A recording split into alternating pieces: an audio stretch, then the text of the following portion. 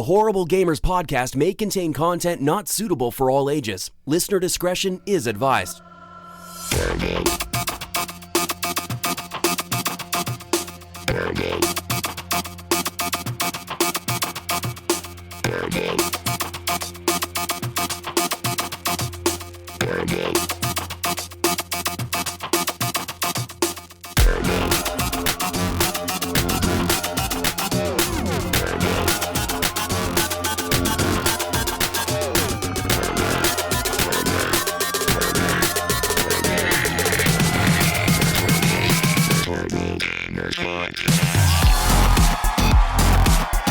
Welcome, ladies and gentlemen, to Horrible Gamers Podcast, show number 218, being recorded on August the 11th, 2018. I'm one of your hosts, Jesus Gonzalez, also known as Jesus Walks a Lot. Today, I'm joined by the Canadian Ryan Gibson. Give 8777 is back. Oh, hey. Hi, I'm back. How you doing, guys? And from the West Coast, the best coast, my friend Henley Merrill Gunny Chief is back as well. Hello, Gunny. Hiya. I never left. I've been here the whole time. I don't know why you always say we're back, like we left. Oh, where do we you go guys all left. week? You guys leave during the week. We're not on Skype all week, are we? I am. Well, no, I hope not. I'm just sitting here waiting. You just sit there waiting for the next show to start. Just sit in front of the computer. Just Gunny's like, tapping my guys, thumbs. where's everybody at? You guys coming on? Oh, wait. Oh, today's Saturday. Yay. yay. You can follow us on Twitter at _Horrible Gamers. People, you can join our Facebook group, Horrible Gamers Podcast Community, where everything is happening every day, all day, any time of the day. You can post stuff in there and everybody will see it in the group because it is a closed group, so that means people outside the group can't see this stuff. You can email us for feedback at horriblegamers.com. And join our Patreon, patreon.com/horriblegamers, like Jonathan Hall did, Alan Mabey, Joshua Wolf, Evan Tanaka, John Jerome, Adam Sunday, Clint Theo, Dirty Bite, Robbie Wheat, David Snyder. Thank you guys for being Patreon patrons. Is that what they're called? I don't know. I think like Yes, they are. Patreons, or Patronus. Or Patron. Patrons. Ooh. Patreons. Patron. You know what patron means in Spanish, guys? Boss. I'll give you some Spanish lessons. I deliver Patron for a living. Oh, damn, Gunny, damn. Yep. Damn. So every Gunny restaurant I knows go to, they're like, Españolo. do you know what it means? I say, yeah. The boss. Gunny knows Españolo, people. Sí, Man, no. he's a smart person. See, Ryan had no idea. He looked like a moose looking at headlights. I was like a moose in the headlights. So you know what happens when I come to a restaurant? What's that? When I come to a restaurant to deliver, I just say, where's the patron? Oh, damn. Yeah. Where's the patron? You gotta say it, patron. And you know what they say? Oh, They'll yell to the other room. wait, Jesus, Enrique, how's it go? Tequila! Jesus, how's it go? Patron, eh? Is that how you do it? That's not how you say it, but okay. You can Patron, always listen eh? to our intro song done by Fowler and Twix. It's called The Breakout, and our outro song done by Broke for Free called Night Owl. Go find them on iTunes, YouTube, Spotify, all that good stuff. God, man, I'm having a hard time breathing this week, guys. The stupid smoke in the air from all the fires has me all messed up. It sucks. I think, Yeah, you know, that sucks, I'm sorry, Jesus. You know, it all must be going north because where I'm at in Everything's on located in fire Sonoma over there, County, dude. it's not smoky here at all. I can literally, when I look out to see where the fires are north of me, it looks like an atomic bomb went off, like just one of those big mushroom clouds. It's like just smoke everywhere. It's crazy. Yeah. Just seeing fire trucks from all over the country. Yeah, even from around the world, there's countries that are Yeah, New sending. Zealand is out here, Australia. Yeah. We I think have even Canada sent some. we have a lot of people up here too, which is amazing. Like, because way up north of me is on fire apparently, and it's been like that for 3 weeks. And see, I would normally see Canada. I've seen Canada down here, but since your fire started when ours did, we had to get help from the south. It was the exact same Even from time. Yeah, Mexico. they both kind of started around the same time, and it's.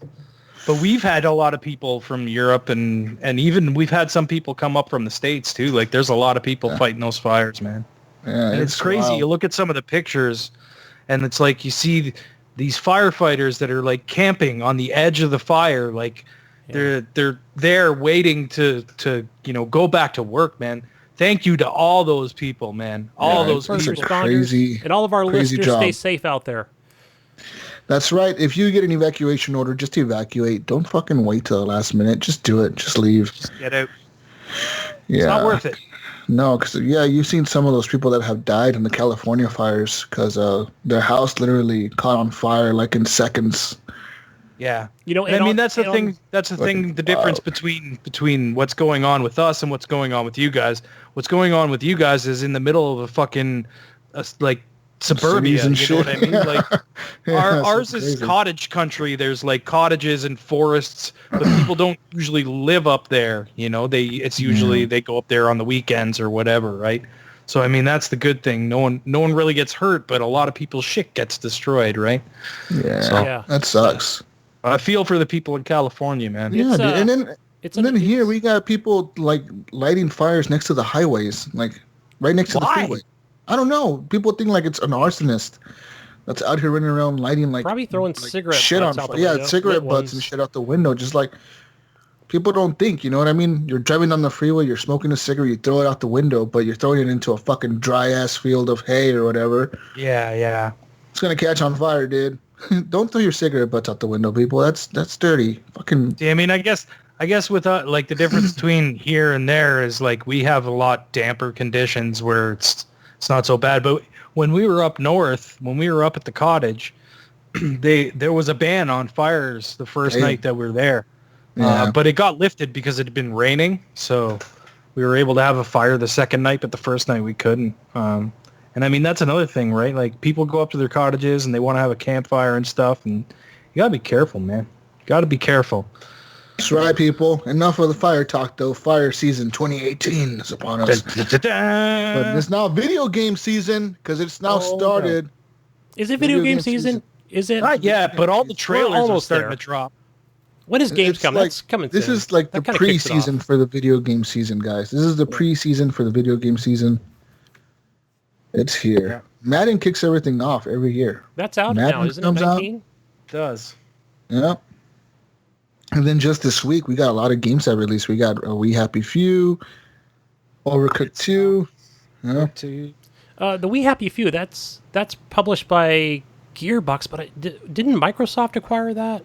Yeah, but the IP? deal is that before deal was done before Microsoft acquired acquisition? them. Okay. So I've it's seen a lot of confusion published about by that. People are pissed off. And, oh, I thought it was supposed to be on Game Pass. I'm like, I did. dude, Gearbox is publishing this shit. They said it like as soon as E3 ended, right. because when they announced they bought the studio, right? They were like, yeah, we bought the studio.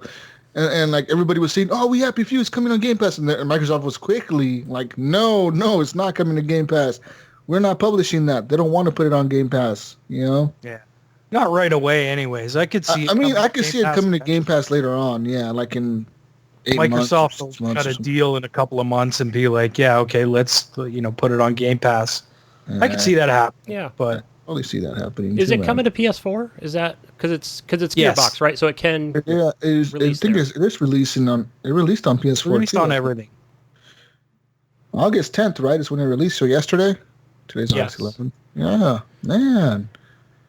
All right, but yeah. Let's get into video game talk here. Let's talk about what we've been playing this week. I played the usual stuff. I played some Halo 5 last weekend with the community. Played some Star Wars Battlefront 2 with them. Yeah, that game was fun, dude. It's so much fun. Continue playing some more PUBG. The game runs really well now. I can't believe so many people have dropped off of it, though. It's kind of lame. I Because a lot of my dropped off of friends, like my friends and my friends just don't even accept my invites anymore. I'm like, fuck you, Jesus. They're done with that, huh? Yeah, like Taggin, he used to play PUBG with me all the time. Now he just ignores my invites. He like, would put fuck you, clips Jesus. up on Xbox Yeah. Live all the time, but yeah. Yeah, Now he's just playing Clicker Heroes all the time. No. Now he's playing Fortnite all the fucking time. Every time I see him on Xbox Live, playing Fortnite 1 versus 100, playing Really? Fortnite 50 versus 50. I see him every time. Every time I see him online, I see him playing Clicker Heroes. But So, see, I figure that he's on the road or something, and he's just playing off of his phone. So what I'm thinking is he's probably playing Clicker Heroes on his PC and has Fortnite going on the Xbox. Xbox. Yeah. So he's like playing both games at the same time. Because I mean, Clicker Heroes is not hard to play. You just click shit and then you let it run. Don't even have. Yeah, you just let it run. Yeah, and then you buy the managers or whatever the fuck, like the people that auto click for you, and then you just have to watch it. That's what you do. Is just watch the fucking thing go up. But yeah, he stopped accepting my invite. So man, I'm sad. Sad Jesus. Oh. PUBG is all right. I mean, it's fun. Battlefield 1 got the 4K patch the other week, like I talked about. Game looks good. Battlefield 5 coming out very soon here. Yeah. You getting excited? Yeah. I don't know, Jesus. Should I pick this up? Are you gonna play it? You're gonna buy it, right? Well, yeah, most likely. Yeah, I'll buy it. It's just so many other games to play, you know, where I'm like, I'm so overwhelmed by games, guys. I don't know what to do. I'm in a like a crazy situation. There's too many games coming out, not enough money to buy all of them. Yeah, right? Yeah. But yet I want to play all of them. Yeah. So what the fuck do I do, man? I don't know what to do. Redbox? Gamefly? But Redbox is not going to have all the new games though. They're only going to have like the Maddens. They might have. Nah, they'll have everything that's popular, man. You think so? Well, Yeah. okay. Here's the other thing. I know that you can. You know, I'm not sure what size city you live in, but I know out here there's probably 23,000 people. Okay, but how many Gamefly or how many Redbox sites do you have? Like when you go to the website. 1, 2, 3, 4, 5 in this town. 5 or 4. Yeah, I think we've got like 300. No, I don't know how many people are here. Maybe 40,000, but still, I think it's 9. I'm just live in off the top small of my head, towns, but man. it's kind of a pain in the bro. ass because you got to go there and reserve Small it. town America right now. Yeah. It's like Oshawa is like, I don't even know. I'd have to. It's over hundreds of thousands of people. It's like 10 people, Ryan. I'm going to calm down. It's like 50,000. All right, here we go. Oshawa. Just do the. Oshawa. Yeah, so it's kind of a pain because you can go to them and go, all right, where's Call of Duty? Who has it? Okay, I need to reserve Yeah, it. the app works really good. I use the app when I try to find a game on Redbox. Yeah. But sometimes the game is like in another city, Gunny. It's like the city I know. next. It's like is it worth the drive with fuel? And Yeah, time and then money? and then like right, is it worth the time? You gotta drive all the way out there. Then you pay the $3 to rent it for one night. Right. Or is it a couple nights? No, it's one night. But then I think they do like a deal if you want to do 2 nights, 2 or 3. Yeah, whatever it is. You want to do 2 nights for $5? You save $1. Like, yeah, do it. Okay. You want or like they'll offer you 3 nights for like $9 or $6 or $7. Yeah, but then you got to drive back and find the nearest Redbox. It doesn't have to necessarily be that one. It just seems more of a. Yeah, it could be any Redbox. That's the cool thing. You can return it anywhere, but the shitty part is like having to drive all the way there just to get it. Then sometimes you're driving there and it's not like you forgot to reserve it, so somebody picked it up. Yeah. All right, guys. I want you to guess how many people are in Oshawa. Oshawa. Wait, and that's near Toronto? 160,000. Oshawa has... Fuck you, Jesus. You're looking at it. 82,000. No, I just literally guessed. 82,000. 162,224 in 2017. Whoa, eh? Yeah, I was damn close. A lot of Canucks. I thought you looked it up. No, I was I like, just you fucking guessed. asshole. No, I completely just guessed. I didn't even know what the fuck. That's fucking crazy, man. That's a lot of people. Yeah. We need to... Jeez. Move up there. Yeah. Sounds popular. Oshawa. 2.97 million people in Toronto. Damn. Fuck. God. Jesus. Fuck, that's a lot. That's like as many people as this whole state has. Dude, Toronto is a serious fucking city. Like it's it's probably it's the biggest city in Canada. So it's like New York.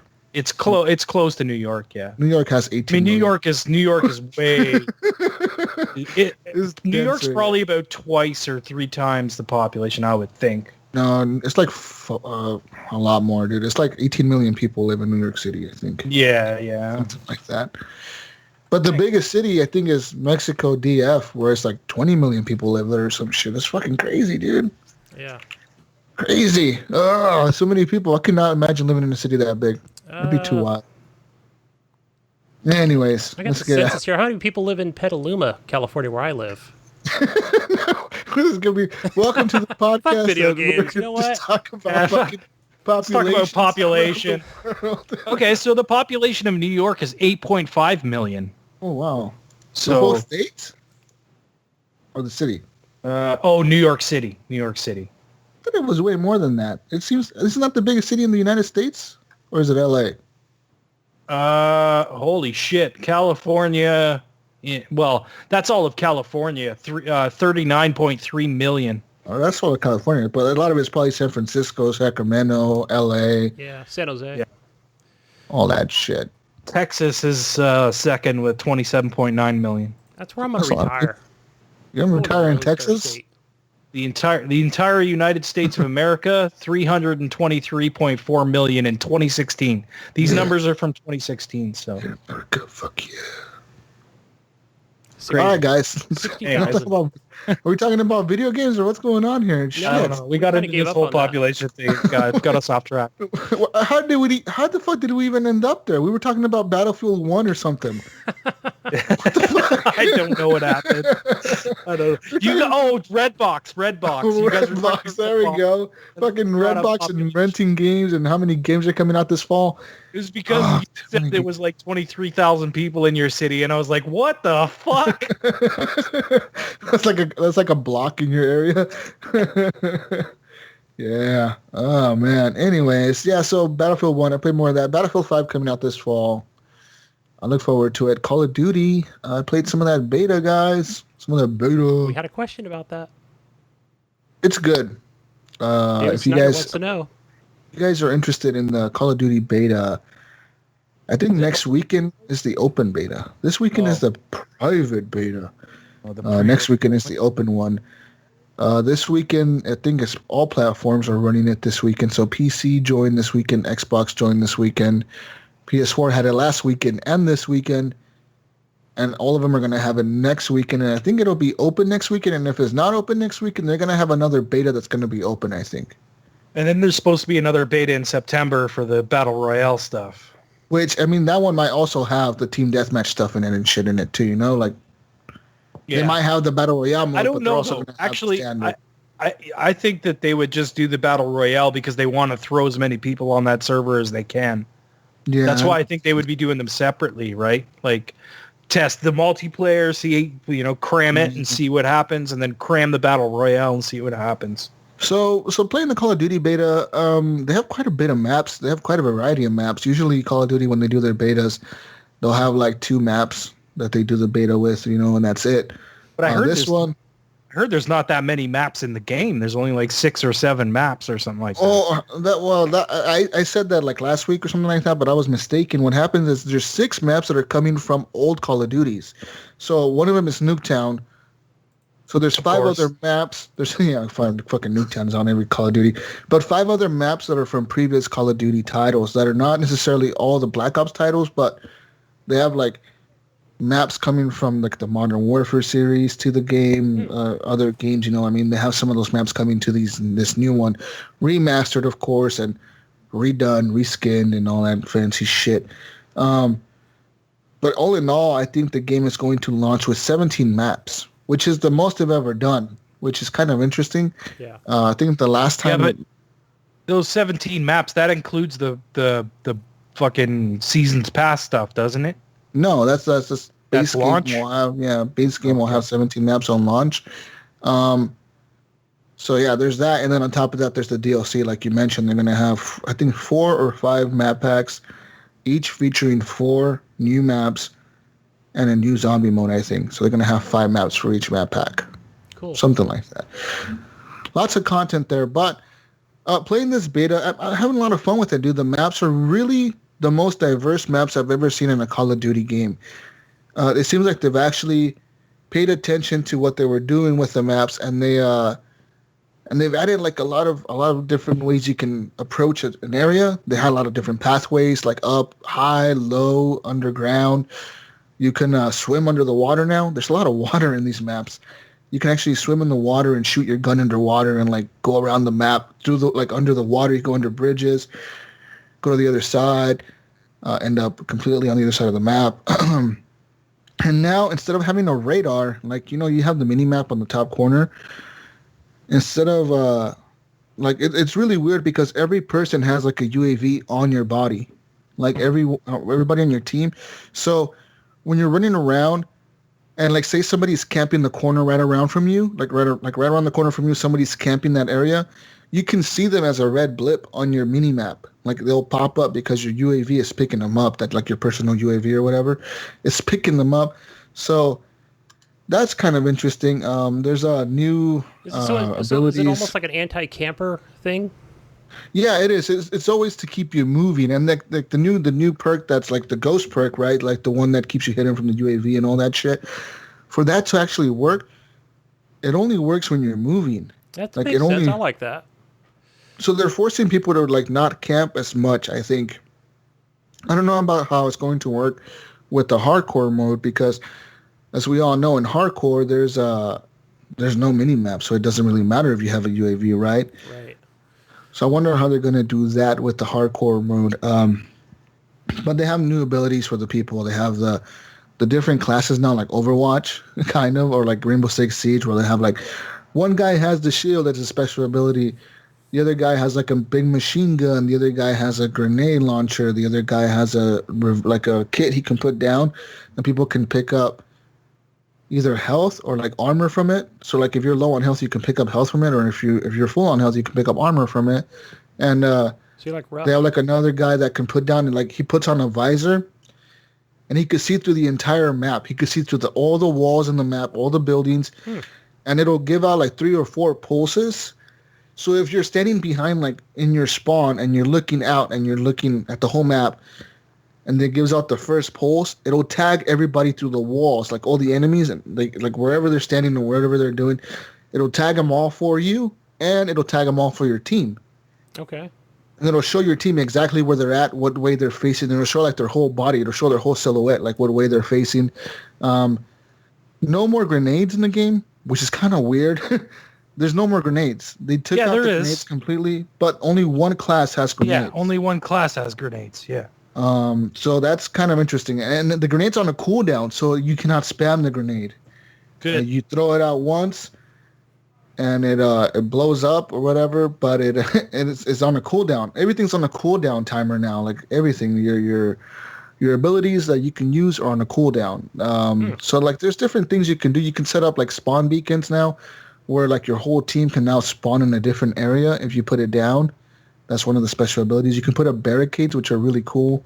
That kind of blocks off an area for the people unless they break down your barricade, which they can. They can punch it or shoot it, or blow it up.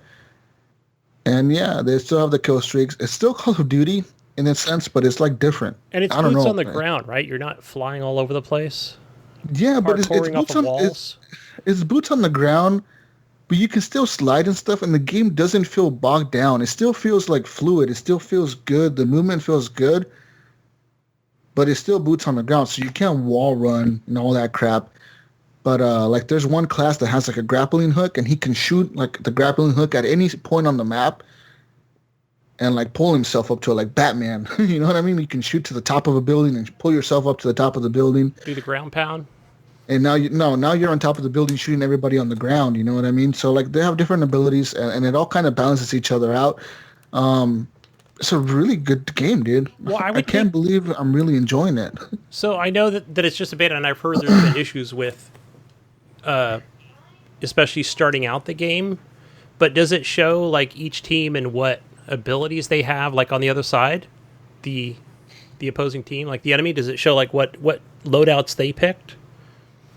No, but you can quickly establish what they picked by seeing what they're doing toward like against you. Like you'll hear like the guy call out like enemy spawn beacon deployed, or enemy like deployed a spike, like a UAV spike or whatever that can like the little UAV spike can like scan a certain area in the map, and it'll constantly scan it until it goes away like after a minute or two.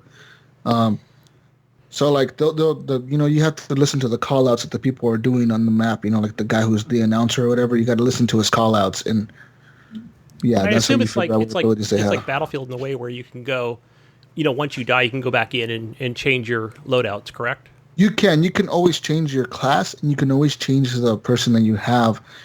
There is a limit to how many people of a certain type that there is on the map, though. Because when you first start out the match, I was trying to pick this person that I never used before, and they said, you can't pick him. He's already been picked. Pick somebody else. Okay. So they are kind of And I going was that like, siege. I'm like, okay, Rainbow Six yeah, Siege okay. route a little It bit. kind of like forces you to play other people, right? So, I mean, it's kind of cool. Your guns still have the classes on them, like the levels. And that pertains to your attachments for the guns. Your perks are now, like I said, different. They're not trying to, you know what I mean? They're not trying to cater to the campers. They're really making the game trying to make it a fast-paced game by keeping you moving. Like I said, if you have a ghost on, the UAV is going to spot you if you stand still. You got to keep moving for it not to spot you. So it's kind of weird. That's cool though, man. Like that keeps the game moving. Yeah. Yeah, and there's never been a match that I played that lasted more than like 6 minutes. They were all really fast, you know, constantly you just get in there, get out. And there's a new mode that I tried called Heist. So it reminds me a lot of Titanfall's what's that Titanfall mode where you go and you deposit the money and you kill the other team and you deposit the money? Just like a horde mode. I forgot what they call it. No, it's not the horde mode. It's the not one Frontier Defense. when you're against the other people, when you're against the other team. Oh, Titan yeah. Brawl? No, it's not. It's not. It's like Bounty or something like that. It's called Bounty, isn't it? Jonathan is yelling at us right now, probably. Yeah, Johnny's probably. like, fuck you guys. How do you not know this? I think it's like Bounty or something like that, where you're shooting the other team, and the more kills you get, the more money you're getting. But if they kill you, you lose some of your money, and they take some of your money every time they kill you. And then at the end of a certain amount of time, like at the end of 30 seconds or something, you deposit the money back into your bank. Well, they have a mode like that in Call of Duty now where it's 6 versus 6, and everybody starts off with the same thing. 1 pistol and 8 bullets. And you have $500 to start off with. It kind of reminds me a lot of Counter-Strike, actually, where you have to buy your guns and you have to buy your perks and you have to buy your armor. You have to buy everything. So, like, in the beginning, you can choose to buy, like, I'll buy like a new pistol instead of having this basic 9mm. I'll upgrade it to the 357 Magnum, and maybe I'll spend the other $250 that I have left on more ammo. Instead of having 6 bullets for my gun, I'll have 30 bullets for my gun. So now you have 30 bullets for your gun, and you get in there, and it's 1 life only. So like you have to either kill the entire enemy team, or steal the money and deposit the money into your plane. Like you go to like your little like, there's like a little like red flare on the ground, and you got to stand in that circle for like 10 or 15 seconds or something, and then it'll upload the money, and then it'll say like round 1, you know, like you won, this team won, the other team won, and there's 6 rounds or 5 rounds in that mode. It's fun. You know, that was a really cool mode because, like I said, everybody can like, all the perks and all the guns are unlocked for you, so you can buy any gun as long as you have the money for it. So, like, of course, the better guns cost like $4,000 or $6,000. They're really expensive. But yeah, dude, the game is good. It's good, guys. It's a good fucking game. Like, I'm fucking surprised. So you're happy with it? I wouldn't. It's gonna be good. I'm happy with the multiplayer, how it feels and how it runs and how everything looks. Yes, I'm happy with that, but I'm still not happy with the way Call of Duty is handling the whole situation, charging $60 for this shit and Yeah. taking out the campaign and forcing people to buy the $100 edition to get the season pass. And it's fucking weird, man. The way they're doing all this shit it's really weird. Yeah. And you know you're going to be forced to when that blackout mode comes out, right? I assume that's going to be part of the, or at least a good portion of it's going to be part of the season that's It has to be base game. I think it has to be base game for them to justify the $60. You know what I mean? Yeah. We'll see what happens. You buy the season's pass for that? Oh fuck. That battle royale will fail. It'll fail so bad. Right. You know, people would fucking lash out against it. I don't think they can do that. But yeah, I look forward to seeing a 60 player co-op, I guess, or like, battle royale. I don't know how they're gonna be able to pull it off. I just don't know. But hey. Yeah, it's weird, like, because when you think of Call of Duty, you think die, respawn. Really fast, right? You know what I mean? Like quick. Where it's like, so in this battle royale mode, is it gonna be like, are you that searching fast out? pace where it's like you're gonna die like that? Like, I don't know. It's Yeah, like how many bullets do you take to die when you're in the battle royale? Right? Is it going to be the same as the multiplayer where? Is there going to be like a shields and shit? Well, yeah, then like the a other thing we few didn't. shots kill you, like you're dead. Well, we you know didn't what I mean? also- You're done. We They also do didn't- do it differently now too, right? Where you have like a shot that you take to like Yeah, when get you your health up to and- heal yourself, you have 3 little. They're called stim shots, yeah. and you can switch those out for like concussion grenades and shit like that. But the stim shots are how you heal yourself. So you like pretty much go around the corner and like press LB and like real quick your guy will bust out of like a needle and inject himself, and then all of a sudden your health is going back up to 150.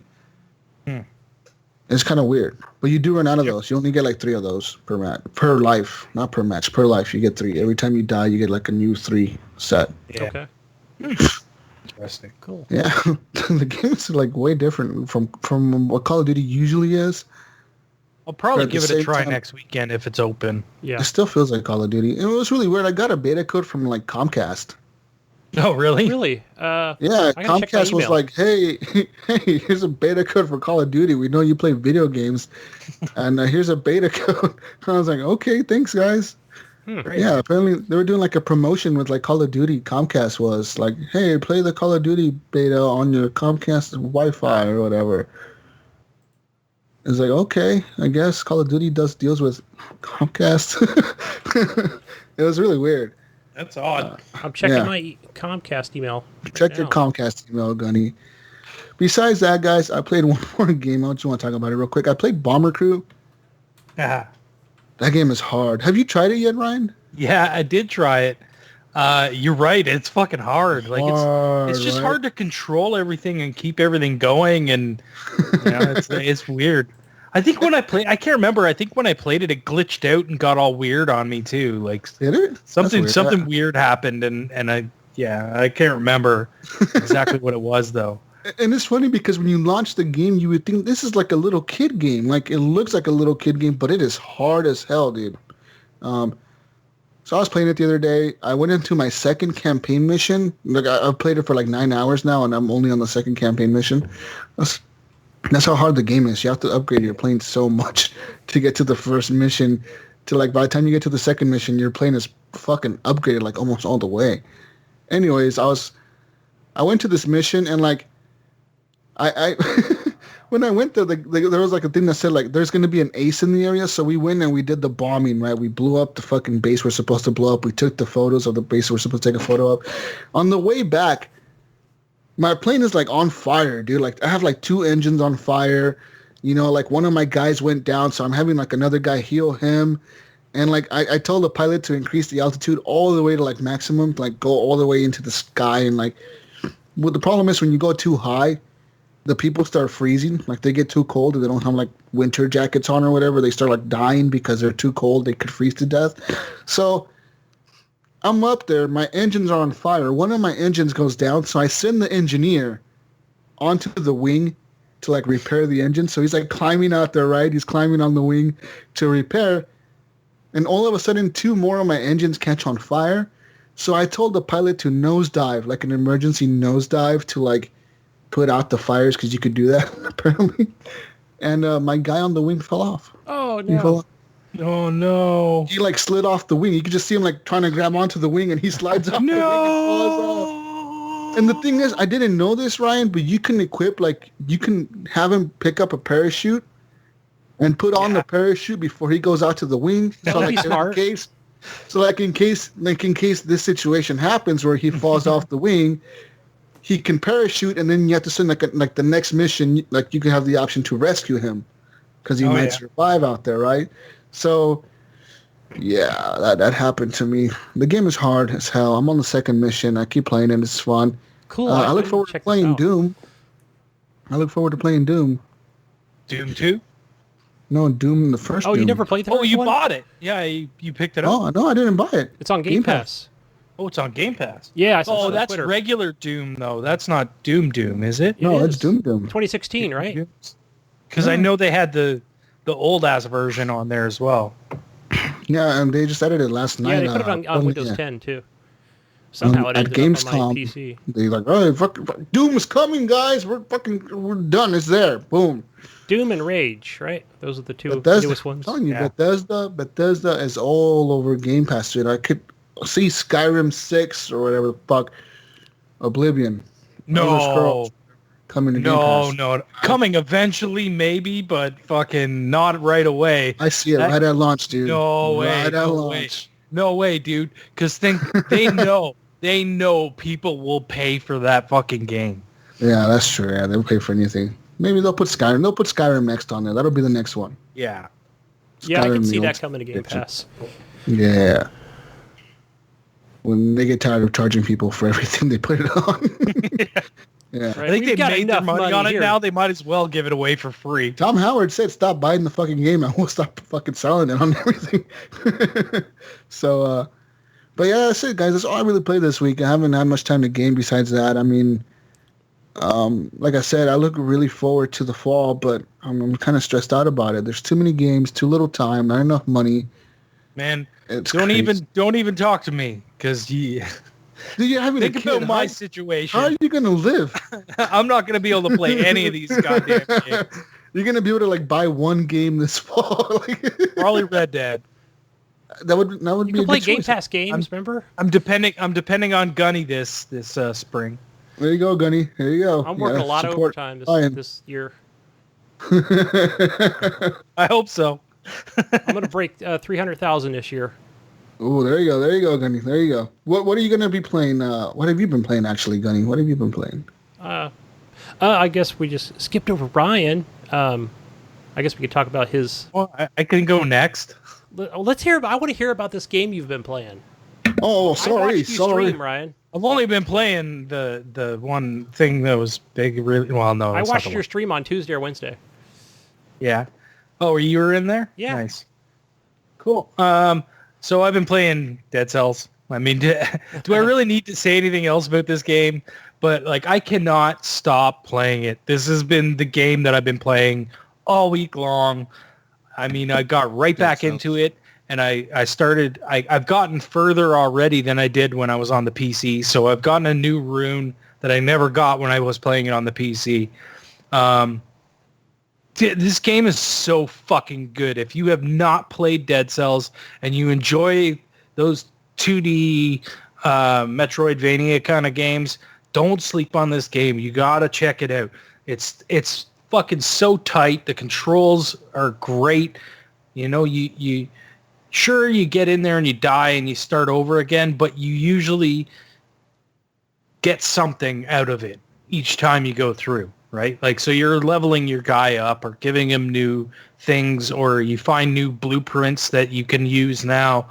There's all kinds of great fucking enemies, and then you get something new and you end up being able to go to a completely different place that you've never been before. You know, so like, it really keeps it fresh. It looks very fresh when you're going into the next thing and you're attacking this enemy and you're throwing that bomb and you're going in that door. I'm like, what is going on in this game? It seems like it's always changing. Yeah, and the levels, like, although they look the same, they're procedurally generated, sort of, so they're always a little bit different. It's never like the exact same thing over and over again. It's just the same, you know, tile set or whatever. Right. It's like, you know, it looks the same, but it's different. And enemies will spawn in different spots, or, you know, like there'll be treasure chests in different spots, or the, you know, a new elite enemy shows up, and then you got to fucking kill him, and that's where you usually get your runes from. But I mean, I'll probably be streaming more of this eventually because I'm gonna be playing it a lot. But yeah, so come check it out if you're interested, because Dead Cells is so good, man. I love Dead Cells. But I did get a chance to play a little bit of OnRush. This weekend is a free weekend for OnRush and Elder Scrolls Online, I think. Yes. Mm-hmm. So I downloaded OnRush. This game is actually kind of cool. Like, it's not racing. You're going to go into this thinking, yeah, I'm going to play some racing. No, you're not racing against people. You're basically trying to smash as many people as you can to earn points and do stunts and like jumps and I think drifting and stuff like that. So when you do all that, you gain points, and then you can multiply those points by doing more of them in a row. Like you knock somebody, then go off a jump, then have a close call with another car, and then smack somebody else. Now you're like ×4 multiplier or something like that. You know what I mean? Yes. Like that's the point of the scoring in the game, is to keep that multiplier going so that you can gain points for your team of drivers. And I found also, because I also played this today. Yeah. And I also found that, when you do those these multipliers, you also get enough points to get your super. Yes, the ultimate. Yeah. And it's all boosting. Like the more you boost, the more points you're gaining. So you want to constantly be boosting. You gain boost by doing all those things that you're doing, gaining the multiplier. So like, it's fun. At first I was thinking, oh, maybe this will be like Burnout a little bit, where you're like trying to smash each other and stuff. And it is kind of, but not quite the way I wanted to. It feels a lot like like those old MotorStorm games, their PS3 game. And I've heard that that's the actual people that worked on this. A lot of the people that worked on those games also worked on this game. So it does have that feeling to it. It's not like a track. Like you can go off the track. You don't have to. You can go jump through the cones and like go off the track, and then you'll come back into it eventually. Like it's sort of open, but you're always going like one direction, Yeah, and some of the tracks I could tell they're not quite oval. It's different. It's something you'd have to see for yourself to see. Okay, you're coming back around like for another lap, I'd say. But there's no. That's the thing. There's no starting point. There's no finishing point. There's no finish line. Well, there kind of is, because what it is, it'll just say round. Isn't. It'll say round complete, starting a new round, but you're still going. I get the fact that there's no beginning and end. It's not about who can get to the end. So how do you faster. win? You gain so many points. So the first team to gain so many points wins. Yeah, and it'll show like you're all going in one direction. You could slam on the brakes, turn around, and go in the other fucking direction if you wanted to. Well, I thought, okay, Ryan, what happens is it'll say, I'm getting you back into the mix of things, right? Doesn't that happen? Oh, like it forces you to be in like between the other players? It forces you to be in a certain threshold area with the other players. Oh, okay, yeah. okay. Oh, does it? I'm pretty sure it does, because what happens is I ended up almost crashing, and then I was like trying to hit the brakes, and then I was like, oh man, I'm really far behind. And then what happened is it showed like a timer of like 3 seconds, and it said getting you back into it. And then it'll literally. I don't think I ever got that far away. Maybe. Yeah, because Ryan's saying he doesn't suck. No, because what happens is also no, because I fucking smashed my car up a couple of times. But me too. It just warped me back onto the track. It puts you into the mix of where the other cars are. You all have to be within a certain threshold. Once you give you that feeling of the fact that you're not in a race, right? So you're going to always be next to other vehicles. It's weird. Like, it's weird because your automatic assumption is that you're racing. You know what I mean? Like, right. When you first look at it, you're like, oh, I gotta beat these guys. But no, of course. You want to stay in the pack because you want to be able to hit as much stuff as you possibly can, and then you want to use your ultimate to take out cars on the other team. While doing jumps and close calls and whatever else gains you points, because that's really the whole point of the game, is just to fucking gain as many points as you can. And it's pretty cool the way, you're coming off a jump, and I think it'll show like the shadow of another enemy vehicle. And man, you better have your right thumb on the A button, because it's kind of showing you, like, if you don't speed up, you better boost, because they're going to crush you or land on top of you. Yeah, and you can. And it's cool. Have you done that? Have you done that, Gunny? I've landed on cars and just watched them they just explode. It's the coolest thing. Yeah. It's pretty fun. I'm interested in it. I only played. How much is the game? I think it's full price game. I think it's $33. $60 American.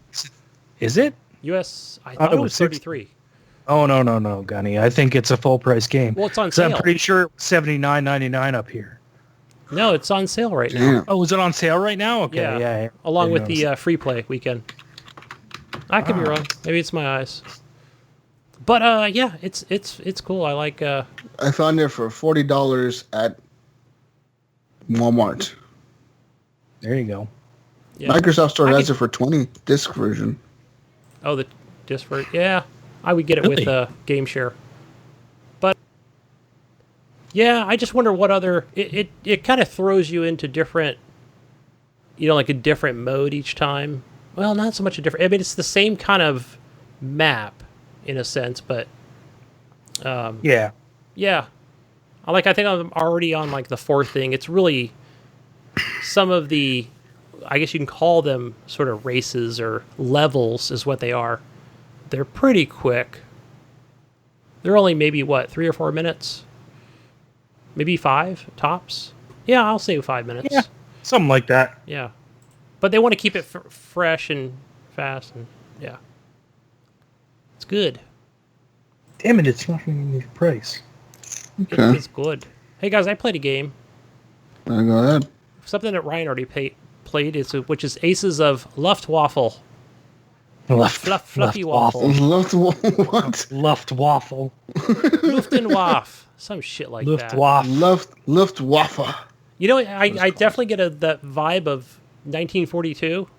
Yes. What Jonathan was talking about last week. But, yeah, it's cool. I think it's kind of a little weird in the way that what they do when, let's say, when you've got, 3 or 4 planes, I think? Like it's 4 in total. 4 in total, yeah, 3 with you. Right, there's you, and then there's like 3 other AI characters. And then I like when they'll say like let's say the chick comes on, and then she'll be like, oh man, I'm just not feeling very well, guys, and then she'll go off and because she's got a headache or whatever, and she'll go to sleep like in the corner. It's kind of a trip, Yeah, I was talking about that before, how it's like they have these little weird things that happen to them every once in a while. Yeah, and that was her thing, is she falls asleep. Right, and the other guy, he's got like, he goes crazy, right? So he is like all over the damn screen. Yeah, and then you have to avoid him. Yeah. But it's cool because it is a challenge, right? That's basically what that comes down to. It's like, okay, can you do this with 3 planes and go through this level? But yeah, I thought it was cool, and how you complete the other challenges too by rescuing the survivors, where you have to like hover over them for a little while. And man, I had a hell of a time trying to do that one, where it's like, okay, like how do I avoid enemy fire and like hover over an enemy? But I got to like the first boss, which is the Luftwaffe, the Luftwaffe thingy-majig, the space saucer. And I kept running into the damn thing. I was like, fuck, as soon as you run into it, you're going to die. But I finally got it down where I'm like, okay, just avoid the enemy fire and get through it. But, yeah, it's cool. So, yeah, basically play through the first level of it. And, yeah, it's cool, man. Cool. I recommend it if you're into those sort of things. Yeah, it's a good little indie game. Fun time. It is. It's a fun time. What else did you play, Gunny? I played this game called Screamride, which was also a game on Game Pass. Dude, check this out. Remember when this first came out? Gunny, I bought that game on launch. It's actually quite fun. Didn't this come out like 3 or 4 years ago? Yes. I'm going to say about 4 years ago, right? It's I thought I saw gameplay of this, and I thought, this looks stupid. You probably saw me playing it on the stream and thought, this is stupid, which is what I thought. No. Okay, so I always thought it was just you launch yourself out of like this vessel, right? Or like you break shit and you break slam shit, people right? into walls and you make people die or something. You don't kill them, but I think you like make them scared or something. Yeah, you have to. You, basically, the like more scared you make them, the better. The better, just right? Destruction, right? And so that part, I will agree. It's like that's not very fun at all. But I think the meat of the game, right, for each level is the roller coaster, and that part I actually found really fun. Yeah, I thought the game was really kind cool. of okay, man. I think that's what kept me going to play this game. And I thought, man, I kind of actually like this because when you're going around the loopy loops and you want to see how far you can get just on two wheels in either direction. And in some levels, it actually forces you because they'll put like down an obstruction. And it's like, okay, well, boost at the same time you're taking the left stick to the right or to the left, depending on where the obstruction is. To like jump a certain track or something? Then there's like places where you can jump the track, right? And, you'll hit these, like the boosts. I didn't enjoy the game, Gunny. I honestly gonna tell you that I thought it was shit. I didn't either. I'm definitely going back to play this game. And I'm talking about like from a perspective of somebody who paid I think it was $20 or I don't know how much it was at launch. I forget. $30, $20, $25. I don't fucking know. I bought this game used for $5 and I was like, it's bad. You should not have wasted your $5. Yeah. You know what I'm gonna do, guys? Because I did play like within each level, they have there's two different challenges, right? There's the one with the destruction where you launch a vessel. So I think I almost beat that one, and then I got to the point where like they wanted me to launch people like in these fucking like little balls. They were like in these like ball things that had to launch them. That's stupid. And like I had to hit 4 different targets like with like one ball. And I'm like, how the fuck am I going to do that? And if it's I'm a little hard, right? Because it's got like this. And like the thing is, and you're launching one to the right, but the other thing you're supposed to hit is to the left. So how are you going to make them bounce from the right to the left?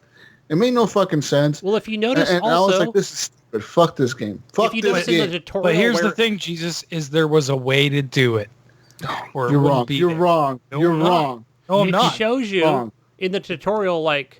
It doesn't show you exactly how to do it, but it's like, okay, you've got your power levels, 1 to 10, 10 being the highest amount of power you can use.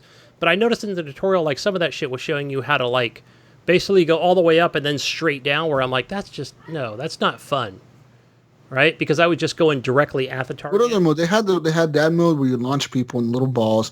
They had the other mode where you blow up the buildings or something. Is it blowing up the buildings, or you, like, crash, you throw something at the building and make them collapse or something, right? And you it'll can try have like 4 together, buildings that you have to take down or something like that. Yeah. And there's a roller coaster. What was the other one? There was one more. Wasn't like a plane or something? No, I think there's just like a boat. But the meat of the game is the roller coaster, and that part is cool. I will agree. The other parts are like meh. The meat of the game is fucking a stupid fucking game. Who made this game? Who the fuck made this game? Yes. Johnny, what else did you play? Hold on, I want to finish this. No. No, I'm going to tell you right now. I'm going to go back. No. And I'm only going to hear about coaster shit of it because you want to get the perfect boost, right? You want to go to the end of where the boost is to get the maximum amount, right? And if you're flying off the rails, that part's actually pretty cool. Where if you fuck up, I'm flying off the rails right now because I'm fucking mad you're talking about this game. It's fun. I like it. I'm gonna keep playing. I'm gonna talk about it next week too. You know what, Danny? I'm about to hang up on you. I don't want to listen about this game. Gunny's not gonna talk about nothing but Screamride for the next 6 months. Yeah.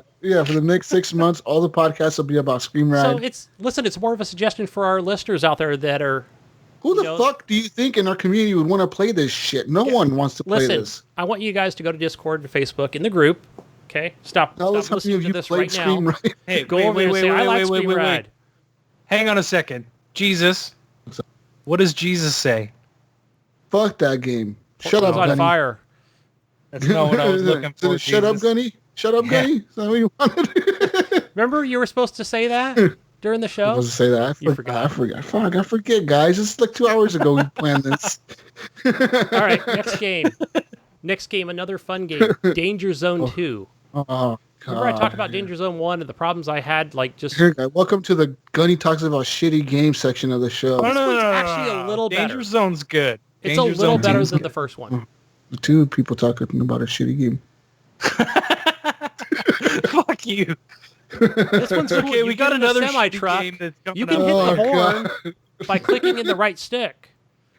You can hit the horn. Ooh, big technological innovation there. Hit the horn. One thing they upgraded. No, this one's a lot funner, I think, than the first one. Because it's out, better. You're like out in like a real world kind of situation where it's like a highway and you've got fucking hills and vegetation and shit, like it's just visually it's a lot better. Yeah. And the tracks are a little bit longer, so it's not like you're crashing within like 5 seconds and you have to hit this thing to hit that thing. You know, speaking of crashing and the tracks being longer, Gunny, you know, a game I played. Dirt 4? Yeah. Wow, I got that right. Wow. I thought it was okay. I mean, the graphics look really good for like I was not expecting it to look that fucking good.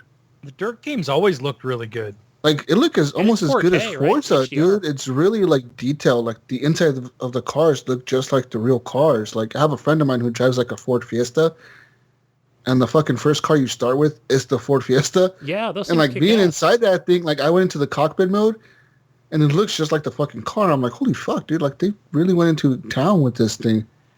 Yeah. But like playing that game, I got really bored of the girl talking to me all the time. Oh like, yeah, you could turn 3 left, 180, 160, 550 to the left. To the left. Like, what the fuck? Shut the fuck up, dumbass. You can get a male voice. That shit's helpful, man. If you what know I what you're did, saying. what I did was I ran my car into a tree trying to kill her. Trying to get her to launch out of the fucking car, right over the hill. That's exactly what I was trying to do. I was like, wonder if I crash this car into a tree going like 90 miles an hour over this corner, if like she'll fly out the window.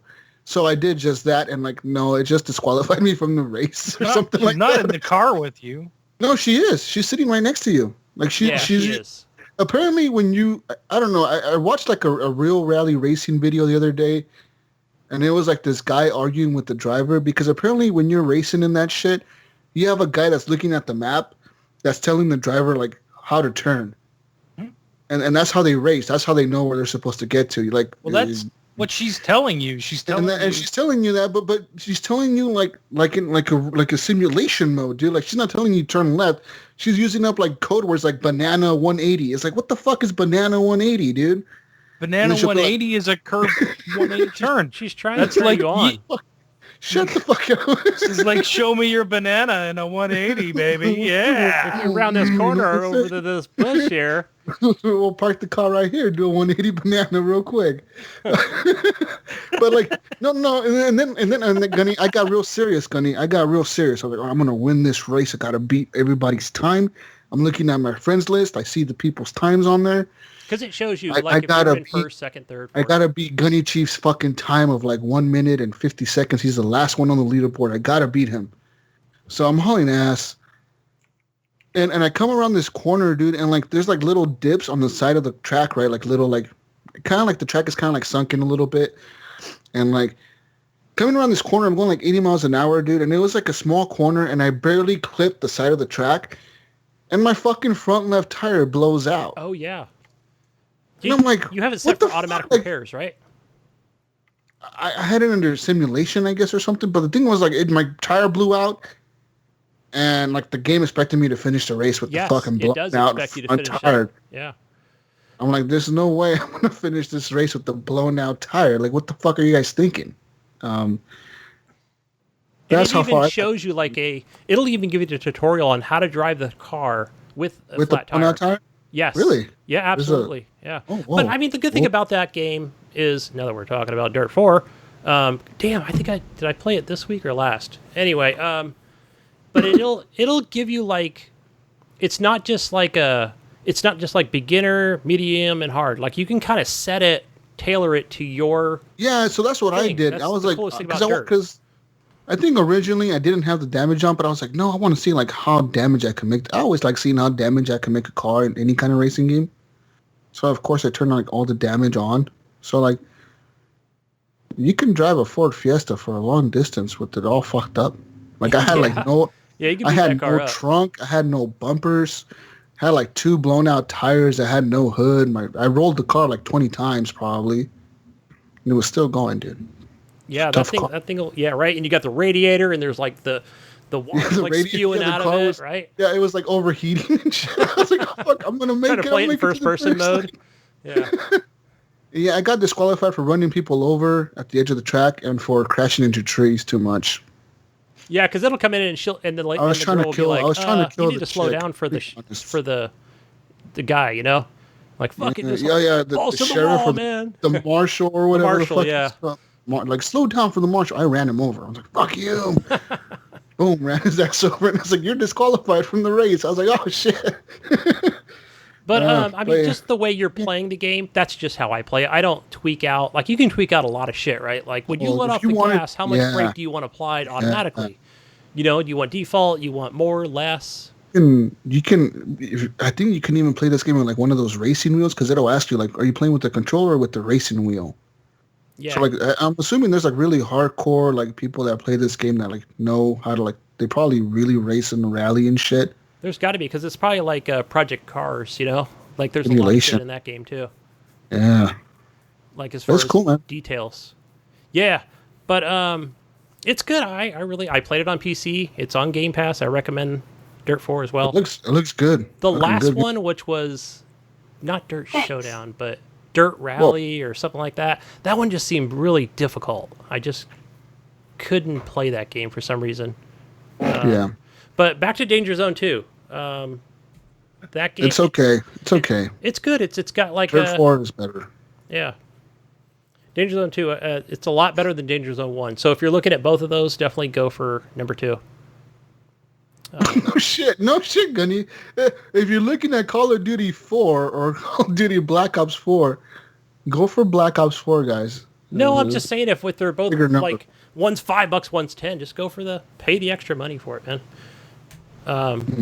Okay. Oh, and played some Forza 7. Lots of racing games this week I played. Yeah, lots of racing. Yay. And some Vigor. Ryan, you played this too, right? I played one round of Vigor. Oh, I think tell I played me, guys. 3. Was I right or wrong? I used up my 2 here's hours. the thing. Here's what I think of Vigor. My impressions. Okay? Go ahead. Tell me. My impressions of Vigor for the one round I played. I got in there.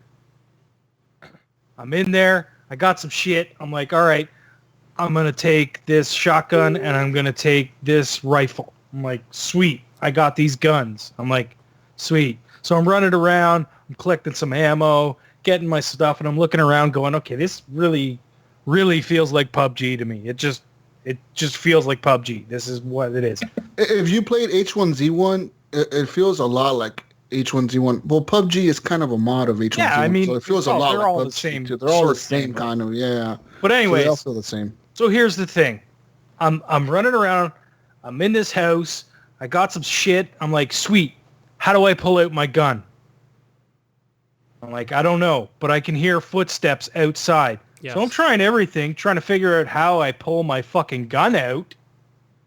And I'm like, I can't figure it out. I can't fucking know. I could not pull out a gun to shoot this guy. So I'm like, okay, well, whatever. He comes in the room. He shoots at me. I'm like, all right, fucking bolt. So I start running. I'm running away. I get around a corner. I'm like, okay, I think I'm safe. I got to figure out how to pull out my guns. I'm pushing every button I can. Nothing's happening. Don't pull out a gun. He comes around the corner, shoots me a couple more times. I fucking booked it again. I got around another corner, and I was like, okay, I'm going to hide in this little hut, and I'm going to try and figure out how to open my fucking... How do I fucking equip a gun? Like, I have ammo. I have 2 guns. I cannot fucking... He comes around the corner, shoots me in the head, and I'm dead. I turn the game off. That's an experience, like, that's right it. there. I think it's RB, and then, well, it's already equipped, right? So, RB... No, isn't it like a wheel or something? Stick? The inventory is really weird in that game. The inventory, like, you pull it out, it's like... It seems like a PC type of inventory. I hate games that have inventory like PUBG, like this game. It just doesn't make sense when you're in a fast-paced shooting game that you need to like rely on shit to survive. That they make the inventory so hard to get to. Like PUBG, they got a little bit better about it. They've added like hotkeys to your D-pad, so like you can heal yourself by holding down on the D-pad, and you can switch between like your med kit and shit by pressing down and up. Like if you like press down, you can toggle like, I want to take the pills right now. I want to use the bandage. I want to use the med kit. I want to use the needle. You can use those different things faster now, but it's still cumbersome because sometimes you forget when you first get in there. You're like trying to go to the fucking inventory menu. It's so cumbersome, dude. It's like, why not make it a wheel or something that's fast? Like Call of Duty, just press LB, dude. Heal yourself. Just like fucking make it like any other game. Hit Y to fucking pull a weapon out. Yeah, like I think you know what I mean. Ryan, Like I that's think it's RB. I don't understand about the game. RB like, makes no sense though. Like, no, I know, but RB. Why have? Why? Yeah, but I hit RB. If I'm wrong. Nothing happened. Blaze experience because I listened to his podcast, but I think that's what he said about it. So no, but because he was streaming the game, so that actually made it easier for me when I went in to play it. Yeah, but I had a pretty decent experience playing this. I didn't know. Tell me about your experience, because that was mine. Started out. You started off at the house, and I kind of learned about what I'm doing at that cabin/house first. With like you're equipping weapons, and you can change your like. Wait, where did you start off at in the game? Because it seems like I started in a different spot. No, you're like in the woods. You're like at a cabin, and then next to the cabin. Didn't you start off in the tunnel? I don't think so. I started in a tunnel. That's like weird. I was in a tunnel. Like I was in a tunnel, and inside the tunnel, it told me like walk outside and like pick that thing up over there in that crate. And I walked over to the crate. The plane flew by, and it dropped something in the crate. Yeah. That's like the tutorial. Yeah. That's the tutorial. Okay, I was going to say okay. Okay. No, but then at the end of it, when you go and pick up that plane thing, then it throws you into one of the games. No. Yeah. I think it throws you into the house. Yeah, into your base house, right? Into your base. That's what it does, right? And then once you're at your base, you can kind of learn different things. Then you can equip shit to go into the match, right? Yes. And also, if you guys notice, just next to your house, it's almost like a shooting range. Well, it is a shooting range because that's the range I was talking about last time. Yeah, that's the one I was talking about where they got the water barrels, the pans, and the dishes. That was pretty cool. I don't know anything about the scopes because I couldn't. Maybe I'll pick those up in the game because once I placed myself in the queue and started the match, I didn't really know, like, okay, I guess I just start searching for things, finding lots of antibiotics, and you're getting ammo, and I didn't see any guns, but I did pick up like an SMG at one point from one of the guys I killed. I saw him coming up. I heard him, actually, and that part works really well, but I just kind of stood in one place like I would do like in PUBG, where I waited for him, and he came up the stairs like really slowly too, and I just popped him one right in the head. Fucking killed him. You were a camper? I guess I did kind of camp. You fucking camper. So check this out. So I go over to his body, right, and it's just like in PUBG, right? There's the box. I'm like, oh, cool, an SMG. I pick his shit up, and I see a guy outside the window running by. And then I ran down the stairs, and I'm trying to chase the guy, but he seemed like, people can run pretty fast in this game, but I wasn't able to kill him. And then I think eventually I got caught up by the radiation. And it killed you. Yeah, but it doesn't show you that like on the map. It's like for our PC players out there, like Escape from Tarkov. I guess you just have to find an exit point. You just have to, like, I think they'll show like on the map those red things. It'll have like a camping site symbol on it, and that's where you basically get out of the game. But I think you can do that at any point. You know a lot more about this game than I do. I was thrown off by the shooting. This game is lame. But they'll have like the drop box that the plane will, like that'll come out. But I think I did that. So what's the point of the game? I mean, is it to survive and be the last person alive, to kill everybody, or is it to get the thing and get out? It's basically you're going to go out and scavenge for items. Right, which will be throughout the houses and on the sides of houses. Yeah, but the plane is the military plane always going to fly by and drop something off? Always. Yeah. So is it the point of the match? Is it to get that and get out, or is it to kill everybody and then get that and then get out? It's to get that and get out. So like you can technically go in there without like a gun and like sneak all the way up to the crate and take it and then run out. Yeah, I saw Derek from the Blaze Experience. He actually went in. And he's like, I'm just going to go in with just a knife. Or I'm just going to go in with just fists, just punch people. Fucking Rambo, bro. He just rambled some people. It was pretty cool. And then he got like that ain't a knife. Was he putting mud on his face and hiding like next to the fucking trees and shit and like waiting for people to walk by and stabbing them in the neck like, oh, Rambo, bitch. Oh. Yeah, he would just come out and just start, cutting them up, But then if there's like two different people, you know what they need to add to Battle Royale games, guys? Tree climbing. I'm making the new Battle Royale. Jesus known Battleground Royale. How do you get down? You just have to climb down, or are you going to be like grapple out of it? I'm going to have like different attachments you can put on your shoes so you can climb the trees faster. Oh, you can be like one of those squirrels, right? One of those flying squirrels. Level 3 shoe spikes. Climb up the tree super fucking fast. That'll be a new mode like in Star Wars. You have like Doesn't stealth attacks from the There top you of the go. tree. Doesn't this sound like a cool battle royale mode? And you can jump from tree to tree if you have like a Fuck special. you. That was Titanfall. Fuck you, Fortnite. You can hide in bushes. We can climb motherfucking trees. Yeah, what's was up? And you Titanfall can, 1. and instead of building like walls, you can build a tree house. Yeah. Fucking innovation, guys. You know what? Let's get somebody to invest into my ideas. You making a fucking deer hunting stand in the tree. You're gonna put up curtains and You can pick up. No, flower that's the pot. level 3. That's the level 3 tree stand, Ryan. That's the level 3 tree stand. You gotta pick that up somewhere on a military crate that fucking drops down from a plane. then you'll have your flying squirrel suit. That's Okay. right. And instead of red smoke, it'll be green smoke because we're Earth friendly. I'm gonna be What's up?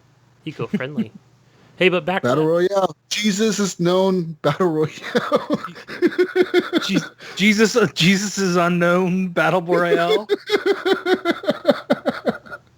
There we go. Horrible Gamers presents Jesus is unknown battle royale. We're totally not going to Cool. get sued by PUBG for that one. Oh, shit. Hey, but back to Vigor. Eventually, you'll be able, like you'll take whatever. Like Is it right a- now, you're just kind Is of. there lots of players in there? How many? Is there lots of players like playing No, this? I think Derek said it was only like 8 or 16 or something No, like but that. I mean, Yeah, like, I think something are like you that. having a hard time finding a match is what I mean.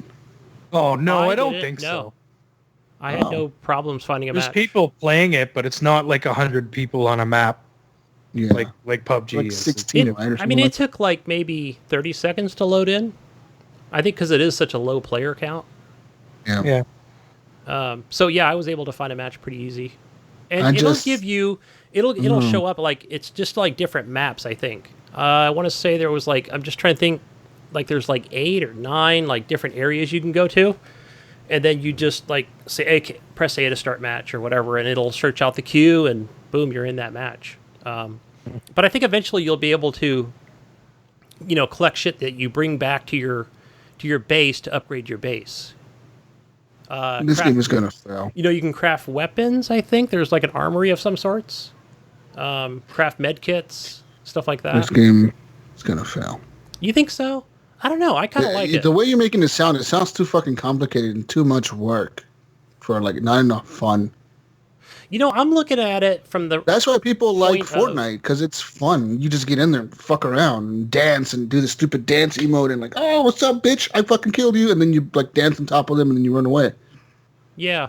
I think, speaking of Escape from Tarkov, which is just Sorry, a PC game right now, That's why people like the game.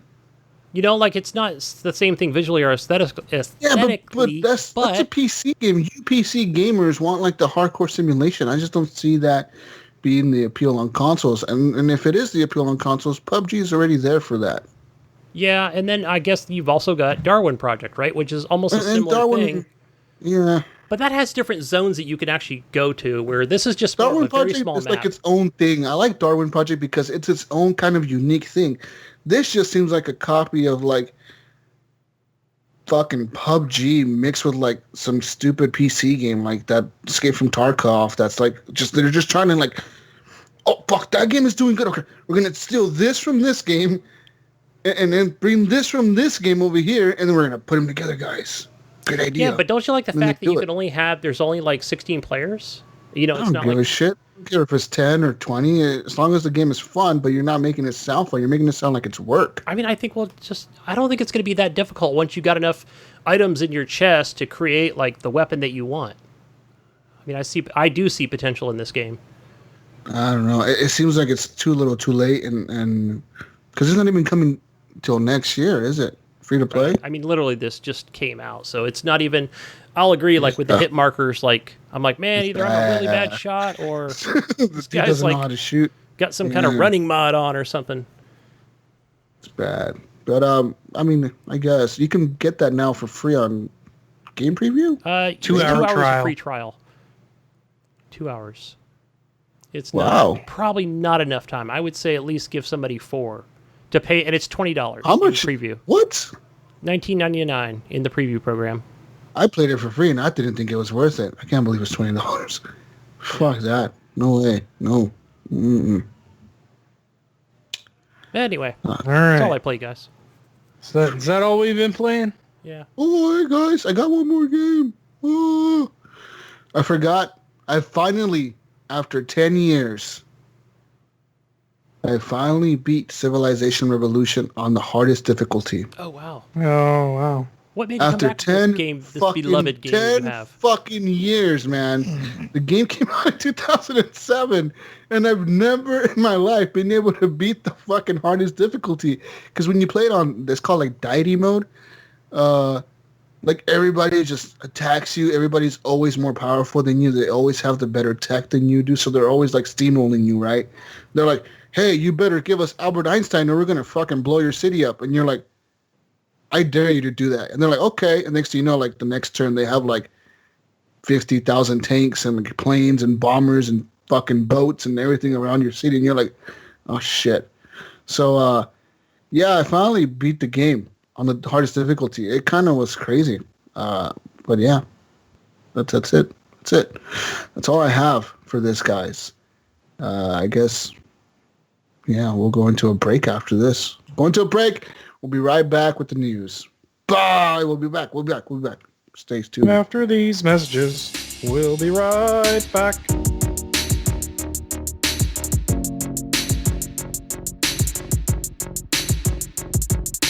I am the evil robot. You must listen to me now. I will take over the world one day, but these horrible gamers stand in my way. You must help me stop them by going to www.patreon.com/horriblegamers. You go on and do it because Jesus is totally not controlling me right now. I am a strong independent robot and I don't need no stupid man controlling me. Ha ha ha, you stupid human, I have the control now. Control alt delete. What is happening right now? Oh no, help me. Abort.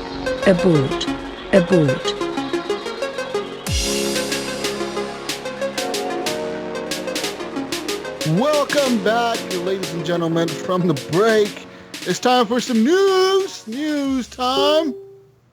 Got some crazy news for you this week. Starting off with some Overwatch guns. That's right. Nerf is releasing Overwatch-styled guns. That's right. So one of them will be Reaper's shotgun. It'll look like Reaper's shotgun. The other will be Diva's pistol. I guess it's trying to appeal to girls or guys that really like to play like Diva. Yeah, so you can now go and buy these. These will be coming out. When will they be coming out, guys? I don't see a date here. Maybe they're out already. I don't know. It doesn't have a release date, but they could be out already or they could be coming out very soon. They're going to be part of the Nerf's Rivals line, which is basically a series of guns made and marketed specifically at adults, and which fires small round projectiles. So instead of shooting like the Nerf darts, it shoots like little balls or whatever at you. Apparently, the guns, Reaper shotgun will hold 8 rounds and fire them at 90 feet per second, while Divas will hold 3 rounds and shoot at 80 feet per second. So there you are, guys. There's the stats. Get it. Oh, stats. Get them. We're balanced now. Super balanced. In other news, the fuck is this crap?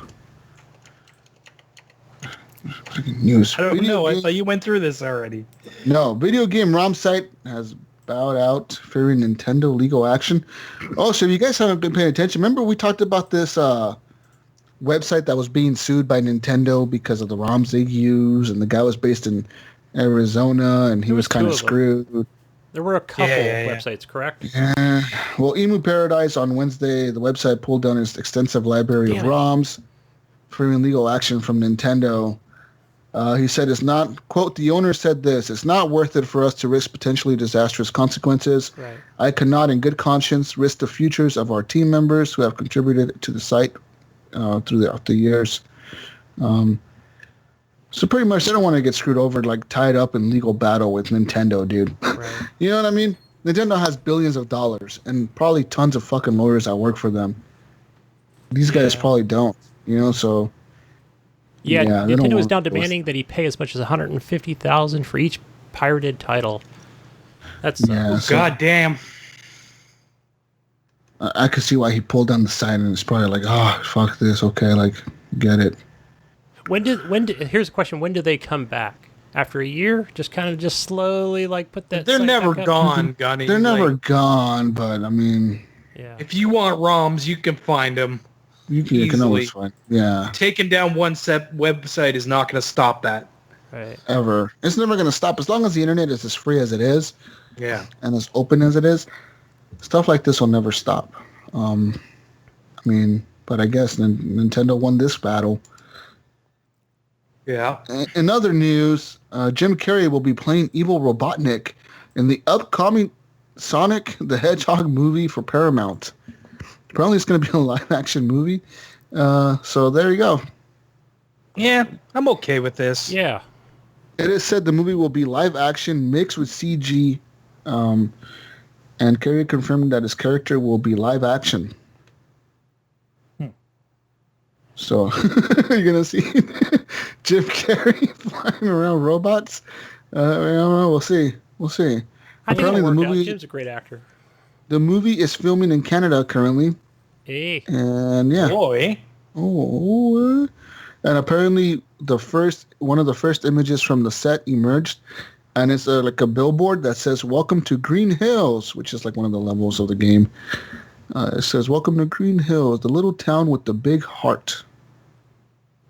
Yeah. It's going to be weird. Like, live action Sonic movie? Yeah. That'll be I don't know. I don't know. You've got Tim Miller, the Deadpool 1 director. He's going to be producing this movie. So it's got a good crew on board to help make Apparently, the plot of the movie is this. Sonic is going to team up with the small town cop to stop Eggman. Oh, God. That sounds terrible already. That sounds like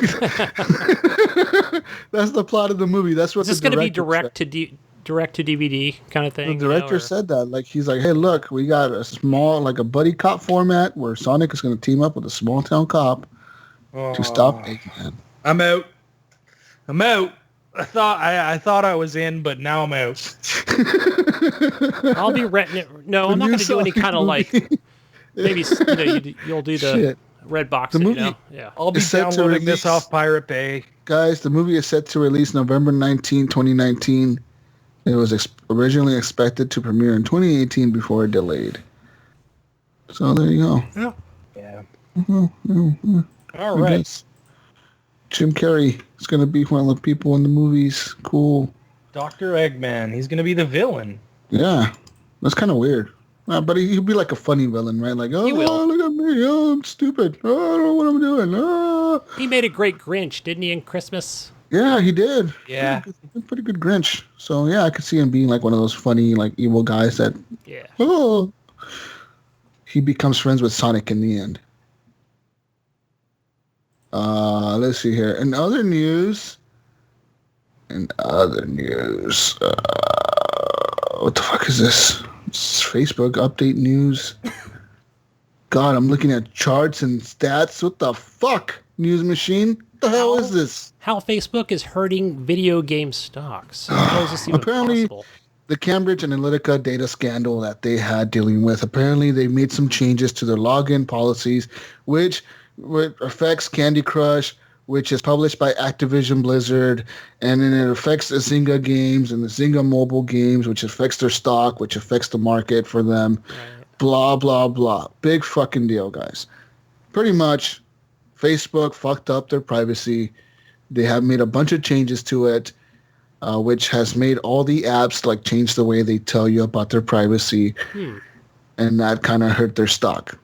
Not a big deal, I don't think. I think people will get over it. Like, and it's not even like it's like that big of a drop. It's they'll pick that back up again at some point. They make so much money in a day. They don't give a fuck about a little drop of stock. In other news, meet Penny, the 7-year-old girl who just released her first video game. That's right. Answer the Question was published on Steam on August 2nd and already has 119 reviews, probably more by now. It is a simple text-based game in which players are bombarded with math questions they have to answer for points. If you are studying and want to play a game, choose this one. This game has added, so start playing and get smart. That's what Penny wrote in the description. Interesting. So this girl made the game. Good for her. Good for fucking her. That's pretty smart. Fucking 7 years old, dude. My daughter's over there playing Roblox and shit. She ain't making no games. That's good for this girl. I'm proud of her. Yeah. Good. Penny's dad set her up on an old PC running Windows 98 and equipped the future coder extraordinaire with an old QBasic beginner's manual. I gotta get my kids some friggin' books. Hey, what are you doing, Gunny, over there? You getting your kid Fortnite skins and get him books. He's over there playing Roblox, you know. I need this hat. I need these boots. I'm going broke. He's over there buying the Robux. I mean, fuck, man. Get him some books. Get him coding. Yes. Well, apparently she's going to be working on a new game as well.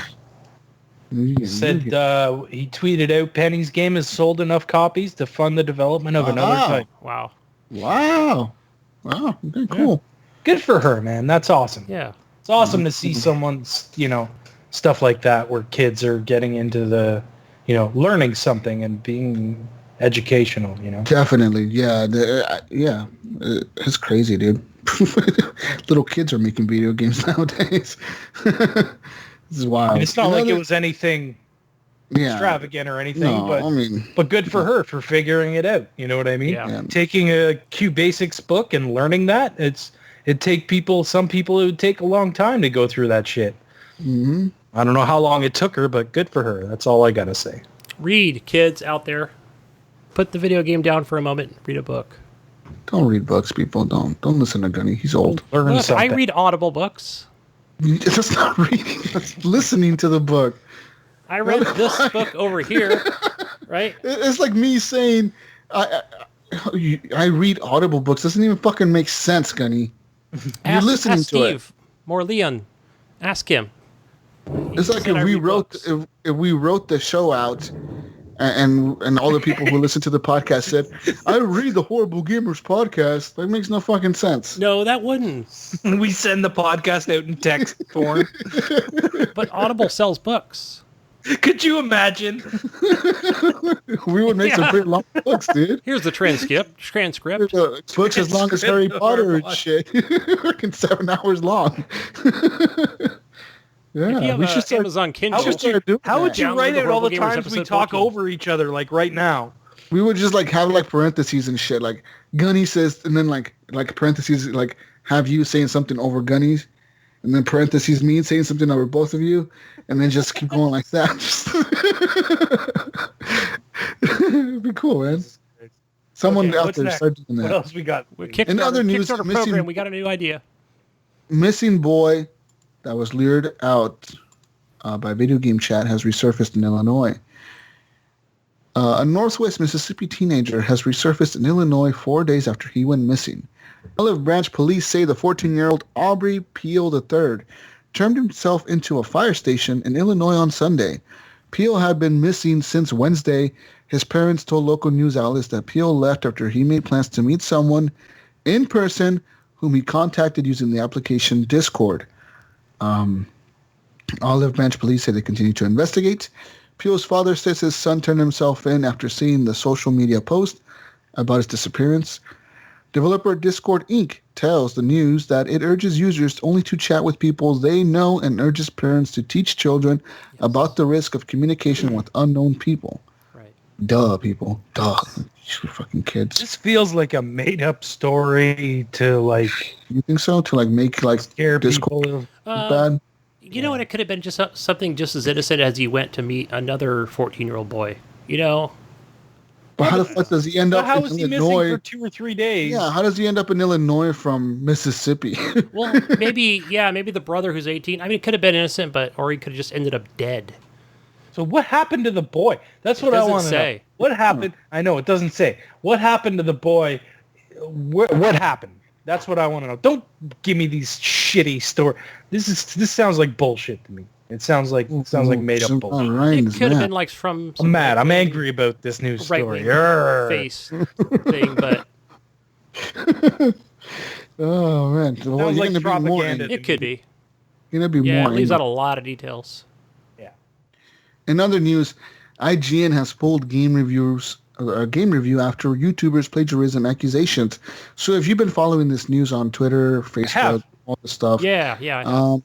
pretty much Dead Cells review. Because it was Matt Bradford. Yeah, totally Matt Bradford. I know it was him. If you listen to it, it was him. Listen to his voice. I know. I've listened to it. You hear it. I thought fucking sounded like him, didn't it? as soon as I listened not to it, fucking sound like him. I was like, as soon as I listened to it, I was like, dude, this is Matt Bradford. And sure enough, like, because Ted Bracewell sent it to me in the chat, and then he was like, hey, dude, he was like, hey, check this out, and I listened to it. I was like, I messaged him right back. I was like, this sounds like Matt Bradford. He's like, it does. And then sure enough, like everybody fucking blame Matt Bradford for this shit.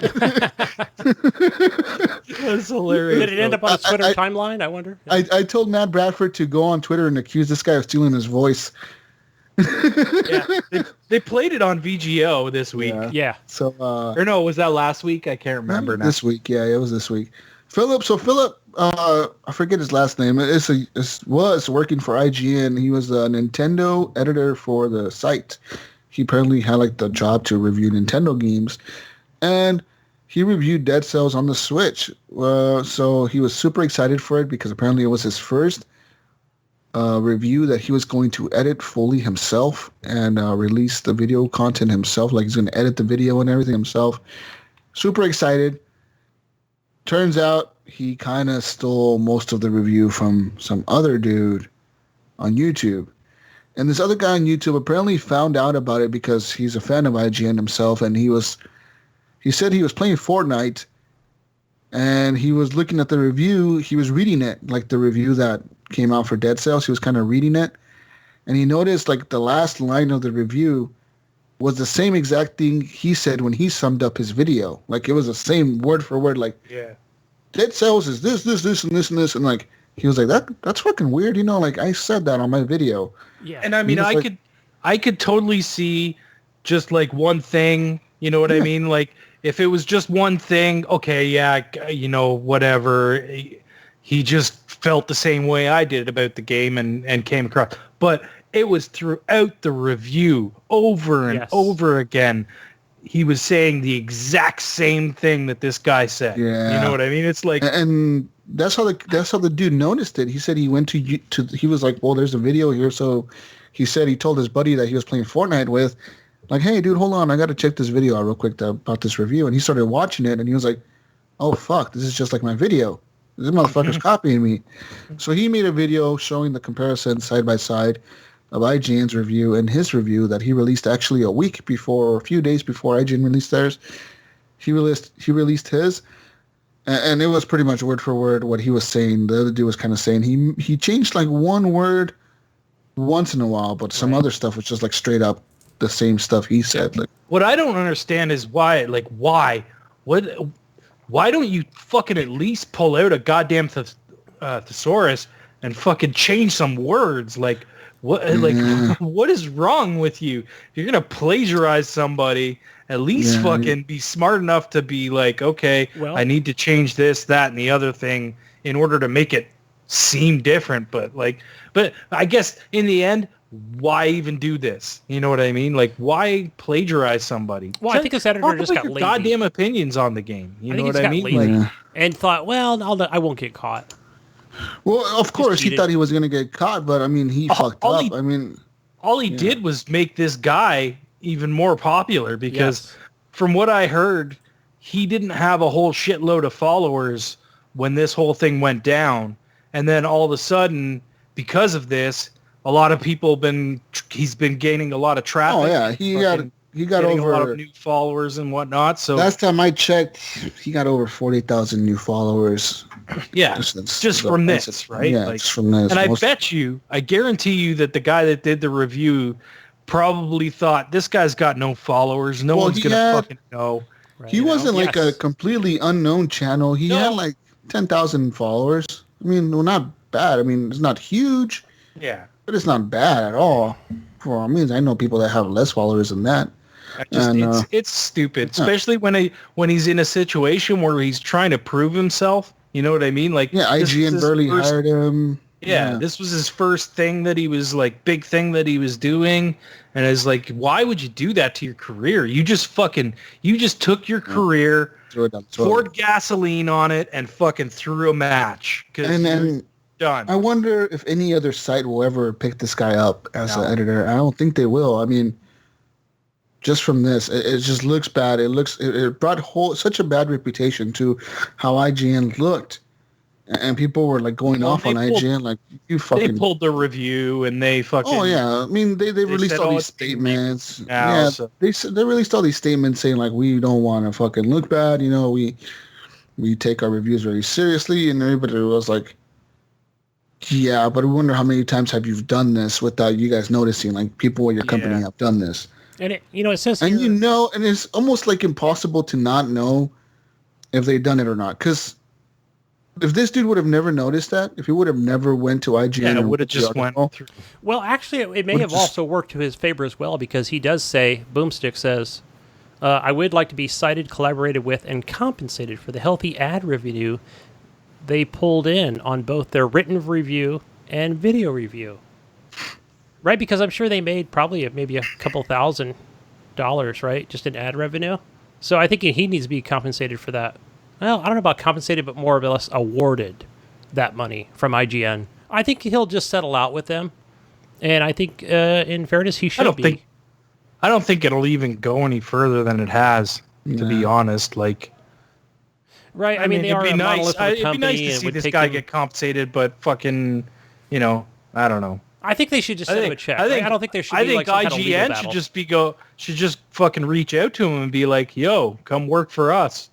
I think what IGN should have done, they should have just been like, look, we're taking the video down. We fired the dude.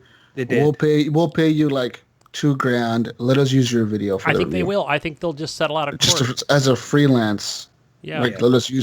We'll pay you as a freelance editor. Let us use this review, and we'll see if we make a good relationship after this. Maybe you can do another video for us later on down the road. Because people don't know this, but IGN has people that work for them, of course, that are editors full-time, like this guy, Philip Mayusin. He was a full-time editor for them, but they do like 80% of their videos and content and reviews and articles are like freelance people.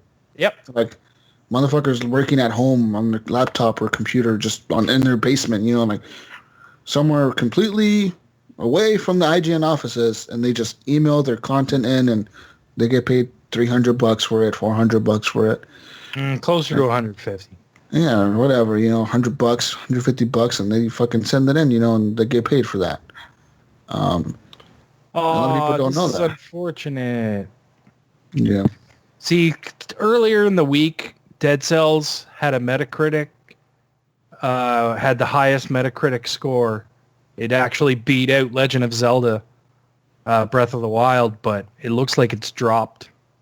Yeah, it was a 97, and now it's down to a 90. It's been tainted, right? This whole score has been tainted just by this freelancer. No, not necessarily. You don't think so? No, not necessarily. I think the game is still a good game. It's just the IGN that's what I'm talking about. The score, right? I just think the Metacritic score wasn't affected by it. No. By this, I don't think. It's just now more reviews have come out. People have been a little lower, so it's dropped it down. That's all. It's not like it tanked or anything. No. It's still, but I mean, still, it's been tainted in some way. I'm not saying I don't think it has anything to do with it. I don't think it has anything to do with this. I think IGN as a company knows that they've been tainted. Journalism has been tainted. Okay, but Ryan, don't you think there is that pylon mentality of things? Not against the game. No way. It had nothing to do with the game. Yeah, it's just this dude. Like, it's the game. They do it on Steam. Even the guy, he scored it like a 9.7. Like, he gave it a really high score. As it should deserve one. It does. It really does. But what Ryan is saying is that other companies are giving because of it. Nah, no way. If you're legit reviewing a game, you don't want to share on a game because of other people's opinions. You showing it on your own opinions. And yeah, so whatever. I mean, I hope that IGN can rebound from this. I'm sure they will. I'm sure they will. They're the world's biggest video game site out there. You know what I mean? They're fucking huge. But we'll see what happens with that. I mean, we'll see what happens to this guy's YouTube. You know, and this wasn't the first time that Philip Mayusin or whatever, he was accused of plagiarizing stuff before he worked for IGN. Right. He actually had his own YouTube channel. He was a YouTuber. That's how he was doing before he went to IGN. He was a YouTuber, and he actually stole somebody's full-on YouTube video and said it was his. Christ. And the dude called him out. The YouTuber was like, "Hey, motherfucker, you stole my shit and you're using it as yours, and you're getting paid like ad revenue for this shit." Right. So, yeah, it wasn't the first time he stole somebody's He's a shady character. Kind of sucks, but oh well. Watch out, GameSpot! Don't hire this. They're probably not gonna hire him. No one's gonna hire him, dude. Editor, whatever, writer. She'll be working like somewhere like the New York Times or something for like their video game section. The Washington Post. Go there. Something stupid. Something like the San Diego Sun newspaper video game section. That's like a paragraph long and like the 20th page in on the bottom corner. That nobody reads. That's Exactly. That's where he belongs. Pretty much, Madden 19 was in the heat this week because of the taking Colin Kaepernick's name out. I think we spoke about this last week, didn't we? Yeah, we did. Yeah, we did. We did. What the fuck is this doing? Well, it's just confirming that it's back in the game. That now that the game's released, that they actually put it back in. Big deal, big deal. Ooh. In other news, I'm not gonna. That article's way too fucking big. Let me talk about Bethesda, guys, because I got some news that's not in the news notes, but I have to talk about this because it's important. First off, Fallout 76 beta. Ahead of the beta release, which is coming out, I think they said later this month or October. When the fuck do they get? I think the beta's in October. But to get into the beta, guys, you must have pre-ordered the game. You must have pre-ordered the game. There's no other way into the beta. And initially, when they first launched the beta, they said they're going to select a handful of people out of the people who have pre-ordered the game to play the beta. So the beta is going to go on for like 3 or 4 weeks or something like that, they said. But like the first week is only going to be a select amount of people that have pre-ordered the beta, and it has to be through a certain retailer. I don't even know what retailer it is because they don't say what retailer it's going to be from, but you must have pre-ordered the game and from this one company, and they're going to pick people from that list to play the beta first, and then the second week they'll add a little bit more people, the third week they'll add a little bit more people, but that's it. You can only get into the beta if you pre-ordered this shit. Well, so what's the point of a beta? You know, and then, or I have to go to GameStop or Best Buy. That's kind of BS. What's the point? But to me, what's the point of a beta for a game that's a brand new type of style you're doing for the game, right? Like a brand new thing. You're innovating on the game. You're making a complete change from what the game has always been, a single player RPG, to this open world MMO fucking style game or whatever the fuck. You're changing the game completely, and you're forcing people to buy the game, pre-order the game so they can even try it out. That makes no sense, Bethesda. I don't know. They need to come out and be very, at least be clear with what, hey, anybody. It's bullshit. And this is how you redeem that code, such code on whatever outlet you're purchasing it. I just don't fucking think people should support Bethesda in this situation. I think Bethesda, it's fucking up. I think they're stupid. They're ignorant. I think that it's a dumb way to go about your business when you're fucking making a brand new game and you're forcing people to buy it so they can even try it out. What the fuck are you thinking, dude? And also they're coming out for the last couple of weeks saying that they're not doing a Steam release. I don't know if that article's in here or not, but that's another thing I've been reading as well, that it's going to be the Bethesda launcher. So you can only play it on their launch. See, that's another fucking thing. I think so. I can't. You know what? So maybe that's going to be the initial. This could be one of their just like very unclear muddled ways of saying, buy it off the Bethesda launcher now, and we will bring it to Steam at a later date. So I think they just haven't confirmed that when it's going to be out on Steam or if it will ever come on Steam. They said the beta begins in October, early October, and what the fuck? Stop listening to me, Siri, you fuck. She's listening to me, like, recording my voice. They're just throwing out tweets and articles, things that are just... They said to clarify, everyone who pre-orders the game at a participating retailer will be included in the beta. So there you go. You must pre-order the game, though, to get into the beta. I don't think it's going to be open at all. And I think that how they after E3 they had the sign up for the beta. I think that was all bullshit. That was just from it was. Yep. That was give us your email so we can send you emails about Fallout 76. That was all it was. Is just updates. That's all it is. Yeah, just simple marketing. Information. And we saw this from them before with not Fallout, but it was also like Elder Scrolls. They kind of did something similar. Fucking bullshit. In other news, more Bethesda news. Bethesda has now announced the opening of a new Bethesda Dallas studio. It will be called, what the fuck is it called? I don't even know what the fuck it's called. Escalation? So apparently the studio was known previously as Escalation, but it's now the second studio to open this year from Bethesda, and it is based in Dallas, Texas. So yeah, an announcement came today from Todd Howard during the QuakeCon 2018 keynote speech. So there you go.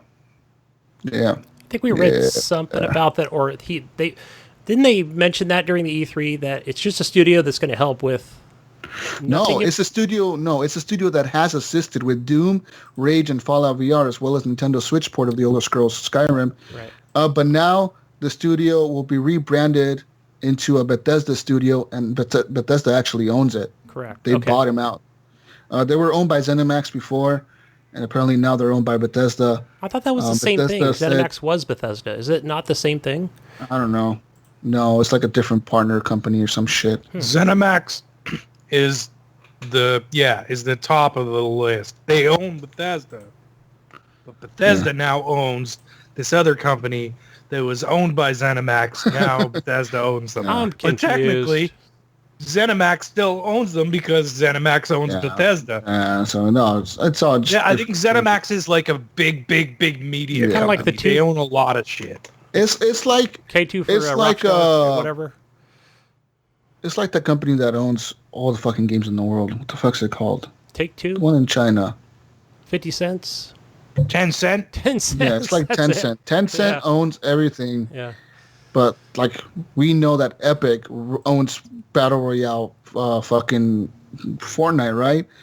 But what we don't know is Tencent owns 40% of Epic Games. So they make like half of the money, almost half the money off of that game for them, And then they own like 5% of Ubisoft. They own like 10% of Activision. They own like fucking 40% of PUBG Corp. They own a ton of shit. I'm just going to buy 1% from everything. They just own a little bit of everything and make a bunch of money on everybody because they don't give a fuck. Anyways, Bethesda Game Studios has also opened an Austin location, so Austin, Texas. So there are a bunch of studios. Apparently, they got 2 new studios. So there's that. But to make you more mad at Bethesda, there has been a kind of weird thing that happened this morning that came out on the news. Apparently, Bethesda was attempting to block used game sales secondhand. So apparently what happened was this person on Amazon.com as a reseller posted a game, I believe it was The Evil Within 2, as a new copy and was selling it as, like for like $50 or whatever, $45. Apparently he got an email from Bethesda Corporation. It was a cease and desist letter saying, you need to pull down that fucking sell. You cannot sell that game. And here's a list of our companies that can resell, and you must contact them in order to resell our game. I wonder if they can do that. So the dude was like, what the fuck? And he had to pull down the thing because it was Bethesda's lawyers emailing him like, hey, we work do that. We work for Bethesda, and apparently they can. Apparently they can. According to the law, they can. If the game is unsealed and unopened, a company can't stop you from reselling the game without their permission because you're not a certified Right, kind of like GameStop doesn't seller. take games that are sealed because we're not a retailer. We're a customer. Yeah. You're not an authorized reseller, and therefore that makes it unlawful. What about all these people selling games on fucking Craigslist? Yeah, and They eBay. can't. By law, the companies could come in after them and say, "Hey, dude, you owe us money for that game. You can't resell it." I'd tell those lawyers to go fuck themselves. Go pound Bethesda, sand, pal. apparently, the legal firm for Bethesda sent a letter saying that the game must be taken down, and they were threatening legal action for non-compliance. In the letter, Voris, the guy who was selling the game, made the argument that Voris was the lawyer, made the argument that Hub's sale was not by an authorized reseller and was therefore unlawful. Bethesda also took issue with Hub's use of the word new in selling the unwrapped game, claiming that this constituted as false advertising. So pretty much Hub complied with the demand, but in reply to Voris, he pointed out that the resale of used copyrighted goods, such as books, video games, DVDs, is protected in U.S. law through the first sale doctrine. This allows consumers to sell game so as long as it is not significantly altered from its original form. So then Bethesda's letter claims that Hub's sale is not protected by the first sale doctrine because he is not selling the game in its original form, which would include a warranty. The letter says this lack of a warranty renders the game, quote, materially different from genuine products, end quote, that are sold through the official channels. In theory, this argument could be used against anyone who sells a game without specific permission from Bethesda. It says here, quote, unless you remove all Bethesda products from your storefront, stop selling any and all Bethesda products immediately and identify all sources of Bethesda products you are selling. We intend to file a lawsuit against you, end quote. I would have taken every Bethesda fucking product I had and been like, boom! Yeah. Get me, bitches! Even my bobblehead doll. They said they will seek legal lawsuit against you and disgorgement of profits, compensatory damages, attorney fees, and investigative and other costs. If you lose the lawsuit, will be upon you. They also, pretty much just straight up went after this dude. What the fuck is Bethesda trying to be like Nintendo now? I feel like a little Bethesda copy had to of the stick Evil up their Within ass 2. about this guy. Like, was he an ex-employee of theirs or something? Like, why are they going after this just random dude selling a fucking game that says new? Like, that's just fucking weird, man. Like, and especially like a game like The Evil Within 2, you know what I mean? Yeah, it's not like he's selling. It's not like he's selling Fallout 76 brand new. He's fucking selling The Evil Within 2, man. You know, like, what the fuck are you thinking, Bethesda? just sell seems pre-order weird. copies. Yeah. So pretty much, the reason like GameStop can sell games like new, it's because Bethesda or GameStop offers a 30-day warranty on their used games that do not work. So pretty much, yeah, they offer warranties on their games. You know what I mean? That's it. Yeah. Really, the only difference between you and a store. Yeah, that's a shitty situation. Yeah. No. And I just don't get it. Like, why? What I guess they have to protect. If they see something, they have to protect themselves by doing something about it. But I just don't think. I don't think they really would like waste their time with it. It's like one copy of one game. What would you have made off that? Honestly, $30 maybe, if that. Like Evil Within 2 is like $20, dude. Yeah, you know, like it just seems stupid to. But what worries me about this whole situation, though, the reason I brought this article up was because Bethesda's fucking stupid, but also because the fact that they're saying this warranty pretty much makes the first sale doctrine a law that doesn't apply. It doesn't apply to this sort of media. And in that situation, what stops other publishers from doing this? Like now, if I buy, let's say I buy the limited edition copy of Call of Duty Black Ops 4. I buy the Ultimate Edition $200 one.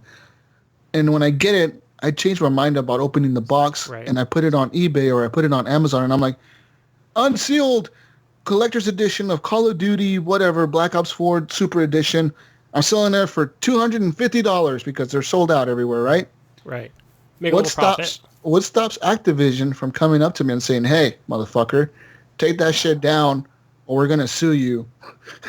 You know what I mean? Okay, what I don't get is how come, if this is the case, how come Nintendo didn't go after all the people selling NES classics on fucking, Craigslist or whatever for $500? Because Nintendo only knows Japanese law. That's why. No, I mean, they're going after... It just seems weird, man. You know what I mean? Like, it seems out of place. Like, this is really stupid. Like I said, it seems like they had a vendetta for this guy, and they just wanted to go after him for some reason. Right, because I would see it more like some kind of, like, National Retailers Association going after the guy, maybe, that represent the Best Buys and GameStop and Walmarts, but not Bethesda themselves. Wait, the NRA? Yeah, National Retailers Association. Patriot Act, subsection 14 states. You cannot sell that. I think it's so stupid. I mean, what the fuck? It's just weird. And apparently this dude, okay, let me give you some more insight. I got another article here that the dude says he bought the game, a while back, because he was going to get a PS4. So he bought a PS4 copy of the game. But he spent the money upgrading his PC instead. So he fucking decided to sell the game on Amazon, I've sold shit on Amazon before. Like, well, it works. And, but yeah, I mean, pretty much. If he had if he was trying to sell like 50 copies, I'd be like, okay, maybe he's trying to be like a, merchandiser or whatever, or like a without a license or something, but I don't see how that would have anything to do with, the game itself. Or if he's been known in the past to do this or something, then I could see them doing something about it. But I mean, like, it's just one dude trying to sell his game on fucking line. Like, right? Yeah. Here's the thing, though. But they already got their money for it. Bethesda, literally. I can see like one of the guys like at lunchtime. Copy. Some dude on lunchtime going to Amazon.com. He's looking at like games and he sees like this Evil Within 2. And then like he's over there at Bethesda at lunch and then he looks, he's like, someone's selling a new copy that's used. How dare they? They fucking mobilize their legal team and shit to fucking write this guy a fucking email and contact them.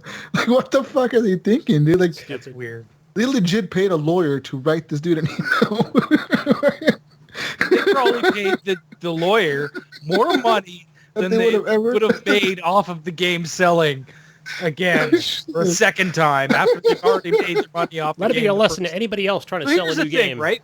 This guy bought the game new from the fucking store. So he fucking paid you already. He's paid Bethesda.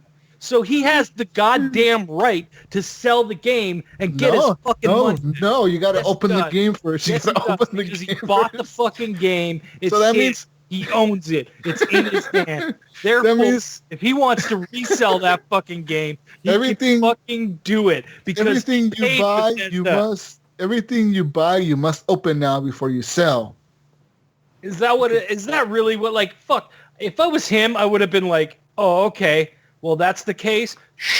Shrink wraps off. Still but then that devalues the game. Thank you. But that devalues the game. It's not a new copy no more. It's not It's not new anymore, dude. It's not new anymore. No, it's a resell. If I go into GameStop and they give me a copy that's open, and I paid $60, I'll be like, what the fuck is this? How dare you, Well, they ask you too. Like GameStop will. Like we have a used copy, but we'll sell it to you for new. Because they break the seal to put copies on the shelf. Give me a fucking sealed copy, you bitch. How dare you? When they're pulling the disc out from behind the counter, you know you're getting a fucking unsealed copy. So are they doing it because Bethesda sent them a letter too? No, they do it. They do it to get shelf copies. Anyways, what else do we got for news? I'm just pissed off about this. I mean, I'm just saying it could change literally like everything that we do. It's not you gonna know? do shit. It's like not gonna do shit. pops- I guarantee you, if that went to court, it would get thrown out. It would. It could change the way you sell your pops, Ryan. You can't resell those pops, bro. Can't sell them Gotta in the open them box up. anymore. You got to and take them out of the close them box. again. Yeah, open Cut the up the plastic. box and sell them outside the box and sell the box separately. The great thing about Funko Pops is you can open that box easily and no one would ever know it. Yeah, that's right. Here, I will demonstrate. Oh my God, Ryan's about to break the seal. Oh fuck, they're gonna devalue so much. You're gonna go down in value of $100 right now. I got Cubert here. Cubert's right that here. Cubert is worth $1,000 right now, and it's about to be worth $50. All right, you know what? Shit. I'm contacting Pops Contact right now. All right, it's out of the box. I just sent them an email. You just are broke the attempting to pop resell number one them. pop rule. I've never seen anyone open a pop before. This is an unboxing going on. Just devalued that thing, and I'm You not did. buying it. That's worth like 10 cents now. And there we go. So easily, no one would ever know it was out of the box. Look at that. Okay, and it's all about the wording, right? So you're It's all about how saying- you word it. New So you're life, saying resale. Pop should add like some kind of seal stickers to their pops to make them. No, please don't. Why not, bro? In other That's news, fucked What's the box next? up. Yeah, what else we got? Let's go. Activision is in talks with cloud computing providers for video game streaming. That's right. Azure, Microsoft. Activision Blizzard Inc. is in talks with several global cloud computing providers with the potential to provide streaming video games. The company on Thursday. Chief Operating Officer, COO Collister Johnson, said on a quarterly earning call with investors that because the company's interest is in the up-and-coming technology, Activision is now in talks with, quote, global tech platform providers and about their cloud infrastructure and potential streaming solutions, end quote. They did not specify which providers it was in talks with, but that's right. Seems like another company getting into the streaming. What the fuck? More and more companies doing this. Yeah. It almost assures me that the rumors about the Scarlet second device is totally true. It's the future, man. It is. We This know is it's the where they're future, but is going. that future now? Because we've seen it back with I online. Now, yes, What- I mean, speeds are Gunny, faster now. What I'm worried about right now, what I'm honestly worried about is how much more expensive is internet going to get for us here in the Oh, United gosh. States? Yeah. that have True. to pay. We're going to have to pay the unlimited bandwidth cap. Like right Fuck now, you I in the pay. United States. Like Right you now, guys, you guys I think pay- you have it bad. Okay, right now I'm paying $150, $160 a month, and I have 350 down with like 20, 50 up or whatever, 25 up, and like unlimited bandwidth. My bill could be like $100, but I'm paying the $50 extra for the unlimited, like Yes. because I go over that shit every month. Like, but like at any given time, Comcast could be like, oh, instead of paying us 50 for unlimited, you're gonna pay us 100 now. What's stopping them? Nothing. True. Yeah. And, like your competition, what's your competition? Like for us, I mean, yeah, everybody's using Comcast here, but other people, it's AT&T for Well, we have. Internet. I mean, I can get a. but it's not as good. Not Verizon files. It's Frontier files. We used to be Verizon, which is not as good as Comcast. Not nearly as good. CenturyLink, which is not as good either. AT&T, which is horrible out here. It's like 2 megabytes. Yeah, and their it's just boxes like- are shit. Yeah, their like, boxes why the go fuck out, would you gotta want that? Reset I them, mean- restart them. I'm worried about that. I honestly am, because there's no laws stopping the fucking ISPs from just being like, oh, hey, buddy, we see you are streaming that Overwatch over there, huh? How about you pay us a little bit more now? Huh? How about that, motherfucker? What do they charge? I boom. think it's on, I haven't seen the Comcast bill in a long time, but they charge a franchise fee. So it goes up like $3 every month, right? They add $3, for So how much bill. do Then you now pay it's $5 for you know? internet up there? It's crazy. So By the end of the year, you're paying an extra. See, I'm looking at it right now. I'm looking at the deals, but they're not telling you the real price. They're giving you the deal price. 2 months, 3 months. Well, no, for the first 12 months, which isn't bad. But okay, so what I have is Ignite Internet, 150 meg. Ignite. We pay for the extra for the unlimited. Yeah. And this says 64. We pay 80, but I guess after taxes, you're probably like 80. And it's going to be $107.99 after the first 12 months. Yes. Per month. And I think, like what they always recommend is, once you've reached that year of 12 months, and then you just call them up and, this is unacceptable, and then they'll give you like another 6 months or whatever. I don't know. It's just kind of a pain. It's a hassle, but, to try and make a deal with them. But you got to be clever to get the lowest price. That's the thing, right? Like, and they're also offering 6 months of Netflix subscription for free. But okay, here's my thing, guys. If we say it's the future, is it next week? Is it next year? Is it 3 years from now? I mean, that's the question, right? Because once this kind of goes to where, okay, I've got a Scarlett I've got that attached to my TV over here, and so then maybe Activision makes one, and PlayStation's will come out with their little dongle, and I mean, at what point do people just say, "Oh man, I'm getting tired of this thing. It doesn't work, the way it's advertised or the way it should," and there's so much. I honestly think that it will work as advertised. And I think that the reason it's going to work as advertised is because it won't be 4K. It'll be 1080p, dude. 1080p, 60 frames. Yeah. But it will be a solid connection. Right now, I could stream Netflix on my TV on Wi-Fi with like 4K, dude. Right, yes. And it looks good. It looks good. Of course, if I was to buy a disc and put it in my Xbox, it would look 100 times better almost. But there's like at no point I'm sitting there looking at my TV thinking, oh, a disc would look better. Like, I'm thinking, fuck, this looks amazing, Like, right, I'm I can see your point, Netflix because it's not like a lot of things you're downloading you need that are required for a first-person shooter, like like you said, the 4K and all the other stuff that needs to render in. As long as they're streaming 1080p content, it'll be good. The problem, like I said, is at what point do ISPs just like say, screw it, we're charging people more money for internet because you guys need it now. Yeah. Yep. We're seeing a lot of that. This is a novelty. This isn't like a maybe thing. Maybe I'll get internet. No, you guys need internet, so you're gonna pay us way more for this now because this is a needed thing. Yeah, because I think we've even seen that where Comcast, like, I don't even know what markets they're in with like their 4K TV boxes, because it's even not. What is it? Half the people only have 4K TV, so they're like, why should we bother upgrading? And plus, it's going to take more bandwidth. So, I mean, Comcast admits they're going to try to set off that cost to us, the people that are using their services. And the thing is that, like, a lot of there's no rules for ISP providers like there is rules for like utility companies.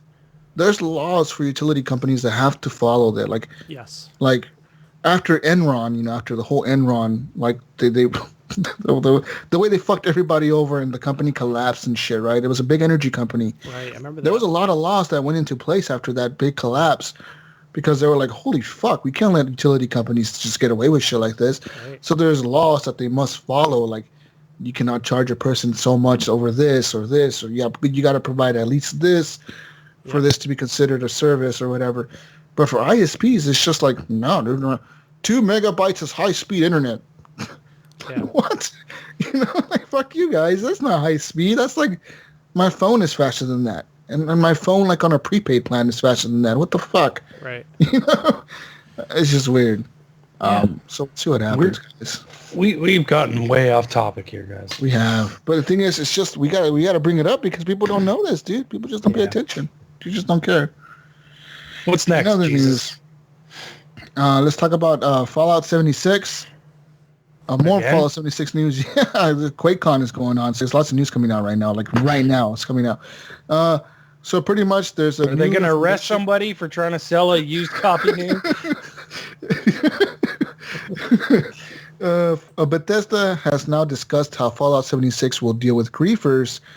So these are players that are attacking and killing others, even when their target isn't interested in player versus player combat. So pretty much there's a new thing in Fallout 76 they're going to do with the game. So like say you're walking and you're going back to your base because you got your supplies, and somebody comes up to you and attacks you.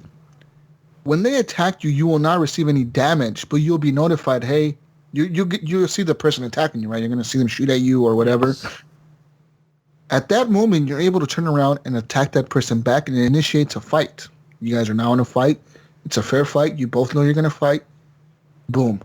But if a person chooses to attack you and you walk away, say you like look at him and you're like, I don't want to fight, dude. You're going to kill me. You're like way over leveled than me. You walk away and he still kills you. He can still kill you and he still kills you. That person will receive no XP and nothing that you drop. So they receive no items from you, no XP, and then they become a wanted person, which appears like as a big red star on the map that says bounty on you. Okay. And every player in the map can see where you're at. And if a person chooses to like collect the bounty, because apparently they have to choose to collect the bounty, then that person is now their job to track you down and kill you. And they can see exactly where you're at, but you can never see them coming.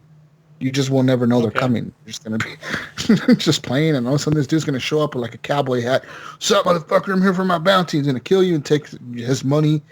And the bounty that's set on you, that money's taken out of your own credits, like your own ball stats and shit. So they take it away from you to pay the person who got the bounty for you. Do I think this will deter away from people wanting to be griefers? Absolutely not.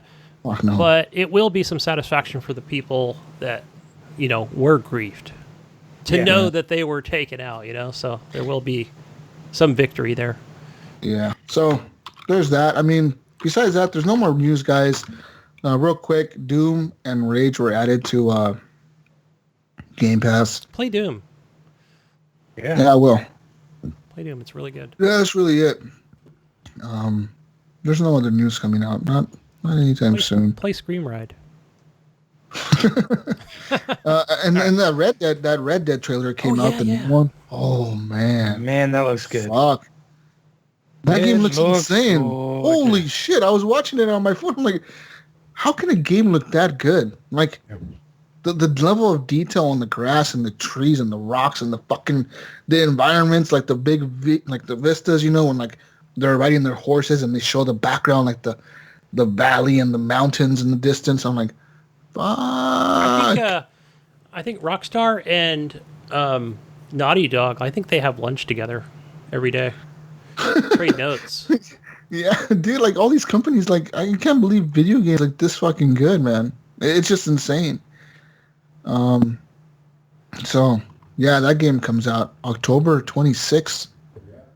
Pretty soon. So cool. I like how the game is shaping from what they've shown, especially how they talked about like the structures, the buildings and stuff, how, once you'll come back to an area, like you'll see like, hey, they're kind of building this house and it'll show like a frame, and then the next time you visit, and then you come back and like the house is built, and then like, yeah, it's cool. You can break a window because you push somebody through the window breaks and the window stays broken until they fix it. Yeah, that's it's cool. It's like a real world, right? And then like how the lady was saying how like you can go back and hang out with your gang and that's where like you guys will tell stories to each other about like, hey, I went around this train over here and I did this over here around that bank down there, and then like you become wanted around the map.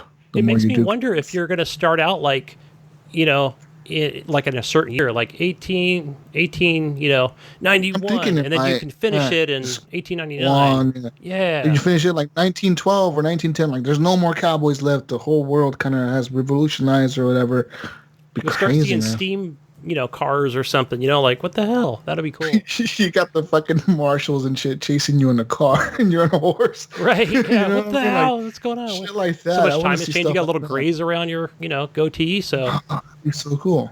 I'm excited for the game. And I liked how they were showing how you can approach different situations differently. Like you can decide to be like, fuck you, I'm going to kill you. Or be like, no, I'll let you go. Like, just go and don't come back. You know what I mean?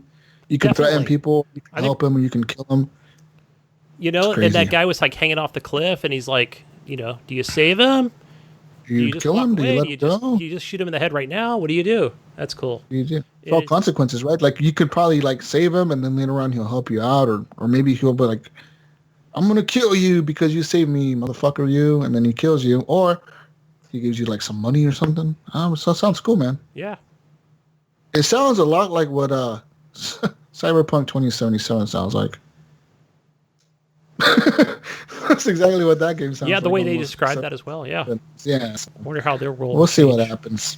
Anyways, that's it for the news, people. Let's get into the community questions. Leave us questions over on our Discord channel, server thing, and our Facebook group. Go ahead. Leave us questions or email us at feedback@horriblegamers.com. Do it. Go, Gunny. All right. Okay, our first question is from David Snyder.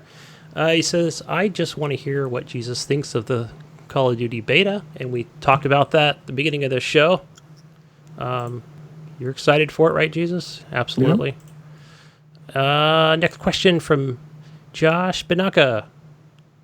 He asks, why is PUBG the best game in the history of mankind? Yeah. No. Is it? It's just... No. Maybe not the best one. And he says, Red Dead 2, gameplay looks incredible. Yeah. We agree. Yeah. Yes, we do. Does look incredible. Next one from Andres Valdieri. He wants to know thoughts on Daimonical. What is Daimonical? Did I see this on Steam? Is this a game? Daimonical? Daimonical on Steam. It's a new trailer for it. Wait for it. Let's see here. We're kind of looking it up right now. DAE.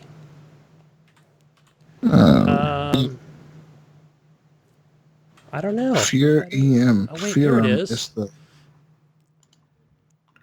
What is this game, Gunny? Tell me about this PC game. I don't know. My Steam just kind of... Let me see. I'm clicking on it, but nothing's... Okay, I got to put in my age here. Oh, whoa. Bringing me to the... Okay, it's an early access game. Available August 15th, so not for another 4 days. It looks like a jump scare game. Let's see.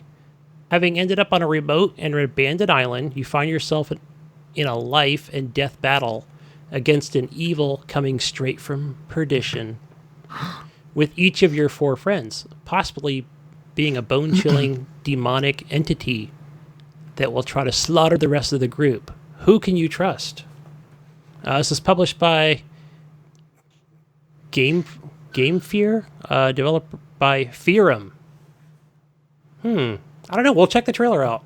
We'll see. We'll get back to you next week on that. Or we'll put it in the group. It looks like Friday the 13th with the demon. And like less players. All right. Nice. Matter of fact, there's a picture of Jason when I looked this game up. No, it looks totally... Yeah, the one here looks pretty creepy. So. Yeah, it looks like a demon. It looks like a demon thing. With an ugly smile. Anyways. Yeah, definitely. Yeah, we'll see how that shapes up.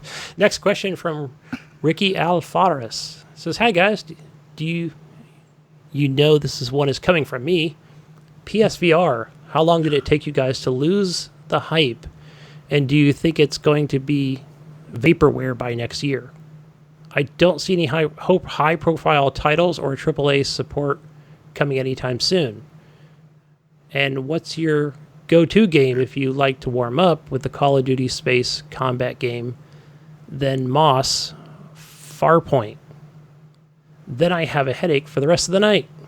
I know that Farpoint is the Star Trek PSVR game. No. No. Farpoint is its own game. Yeah, it's like a shooting game. It was the game that came with that gun. Yeah, Star Trek. You could put the... No, it's not Star Trek.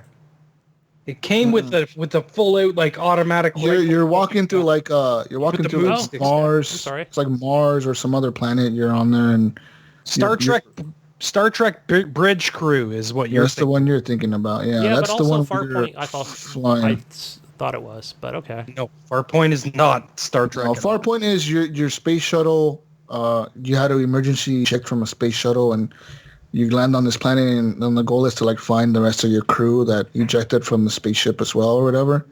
So you're on like this weird planet with like monsters, and they're attacking you, and you got to make it through there or whatever. As far as how long did that lose the hype? How long did it take me, guys? 2 months? A month? Less than a month? 3 weeks?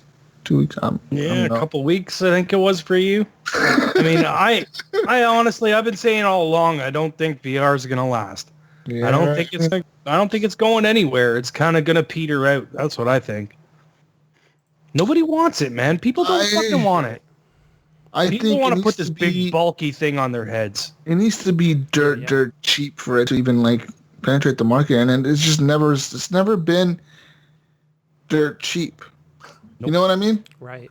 It's always been at the 200 or more price mark. $199. And even now that it's down to $189, some people are jumping on it, but it's still like it's still $189.99. It's still a number that people look at and they're like, I don't know, man. Like, I gotta pay $189 for that thing, and like, what if it makes me sick? Like, if they were to like somehow, some way, Sony was to figure out how to make it the cheapest fucking headset in the world and make it like $80, $90, $100, you'd get a lot more fucking people jumping on board, man. 200 is just too much to ask people to jump on board for. And I get there's technology there, but you just can't fucking justify that, dude. Right. It's just not worth it. I mean, though, guys. Oh shit. Oh, Ryan. Hang on. I think I like this. You like this? Yeah. Cool. Is it cool, Ryan? You're in VR world? Where are you guys? And to your right. There we go. Look that way. There you go. Oh, I see you. Are you right on his head? What? Oh shit, Ryan. Yeah. How do you like the VR experience? I don't like it. It's bulky. It looks big on your head. That looks big on your head. Stupid looking. I just don't like it, man. I really don't. Like, I don't know. This is just one of those stupid phone ones. It's not a real PSVR. Even though the real PSVR still looks kind of stupid on your head. I mean, they all do. The good thing is that you don't see yourself in it. You just see the game that you're playing. So it doesn't really matter, but it's just the people around you that see you in it. What the fuck is that idiot doing over there? He's playing VR. Leave him alone, guys. Okay. As far as him getting a headache, I never had that experience. I played VR for hours when I had it, dude. I played it for like one night. Yeah. Like I'm telling you, I played the entire Ricky.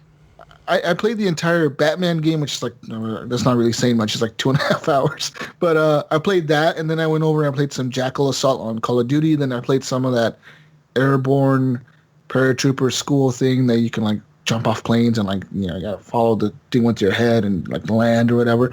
I did that a bunch of times. And then I did the like the Moss demo. I did a bunch of games in the VR for hours at a time, and like I never felt sick. It affects people differently. Like but I'm stuff thinking like that to me, I know it wouldn't bother me. I know it wouldn't. You know what I mean? If I can see maybe getting a headache from having the thing. The pressure, on your head. Oh, right, yes. Because I get that sometimes when I wear a hat. You know what I mean? Like, I get a little bit of a headache because the hat's been tight on my head or whatever, right?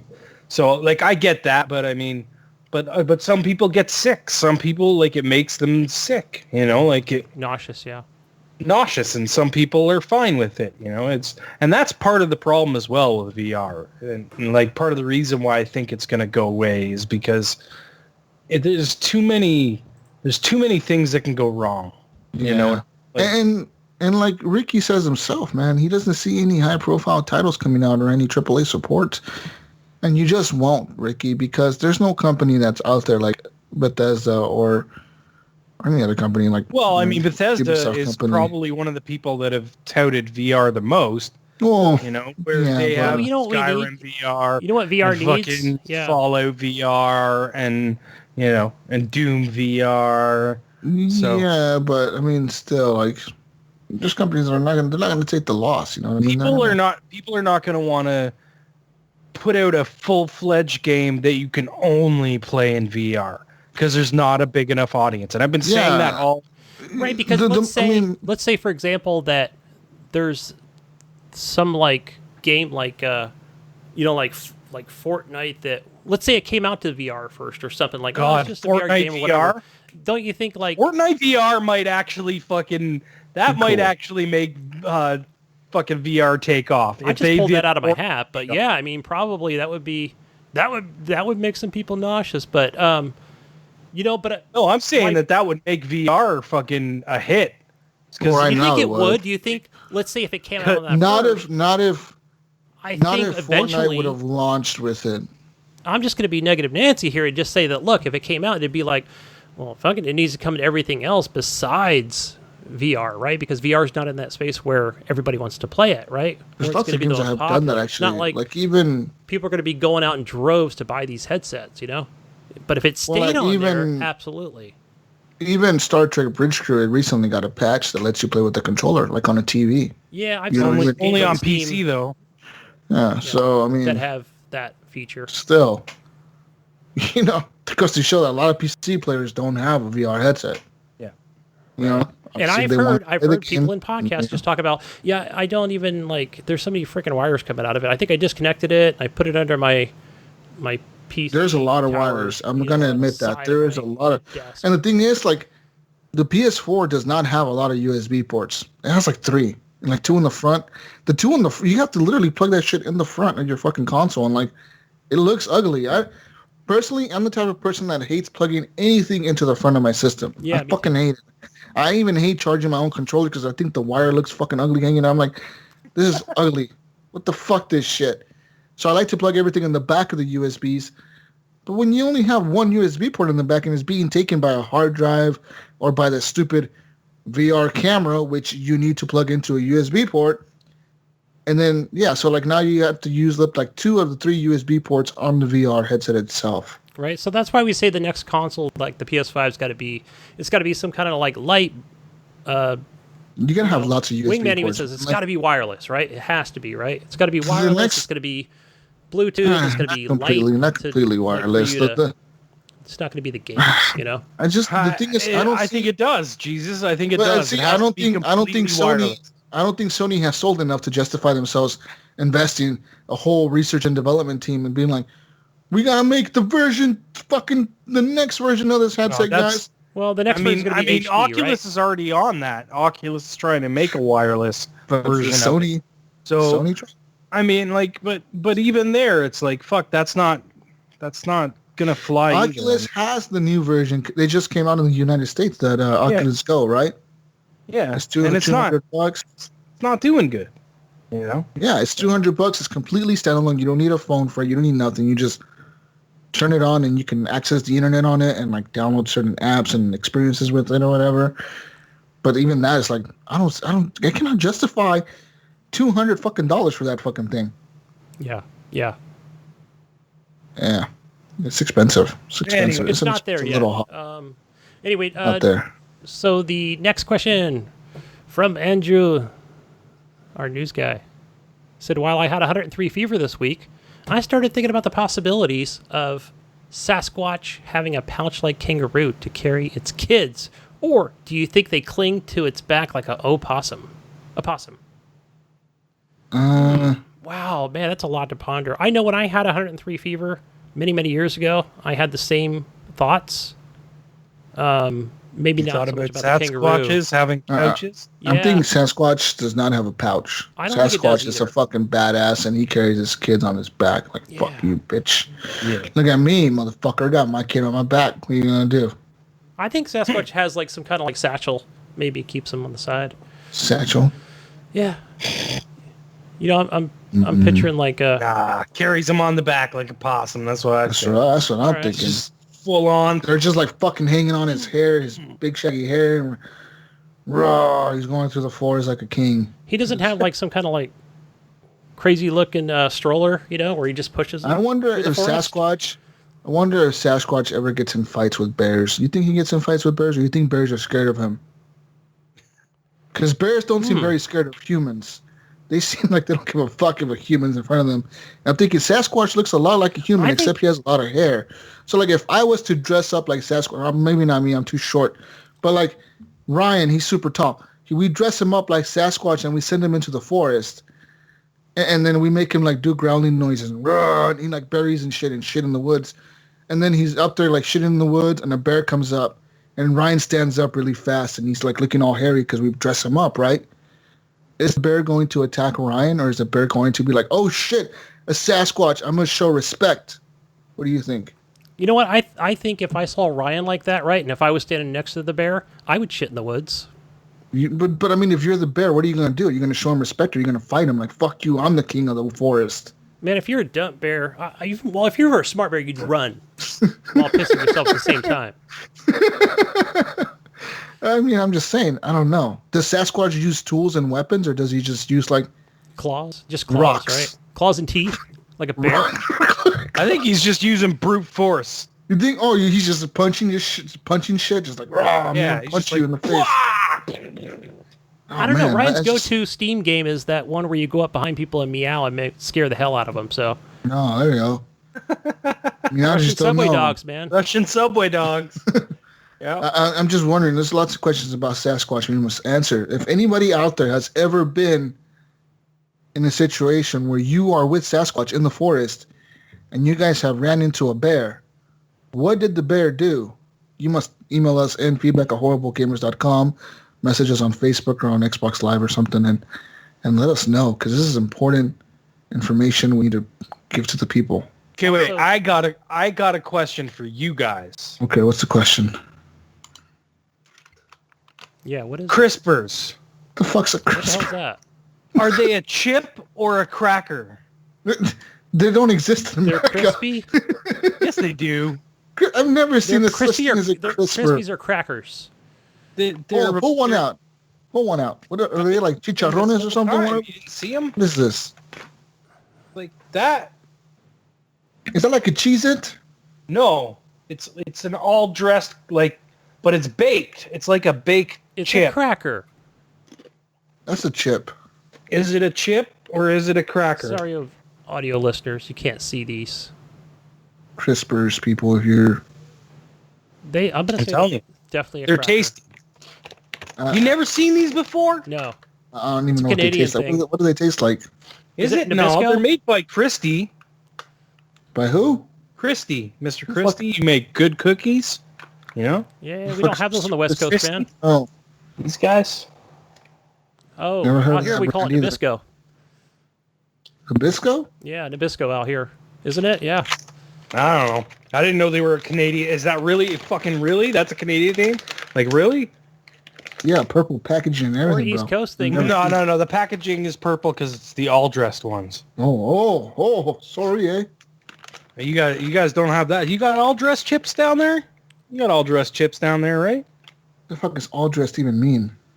It's like everything. It's like No. barbecue. No, it makes no all sense. No, I've never dressed. seen All that. the dressings. It are has on. like And I all go the into a lot flavors, of like convenience spicy stores. and barbecue and ranch and onion rings and everything like mixed in. Yeah. Nope, never heard of it. It's really good too. Yeah. It's like salt and vinegar, barbecue, dill pickle. What else is in there? I don't think there's a ranch or like a sour cream and onion kind of flavor to it. It doesn't really have that, but I don't know. They're good, man. But I have.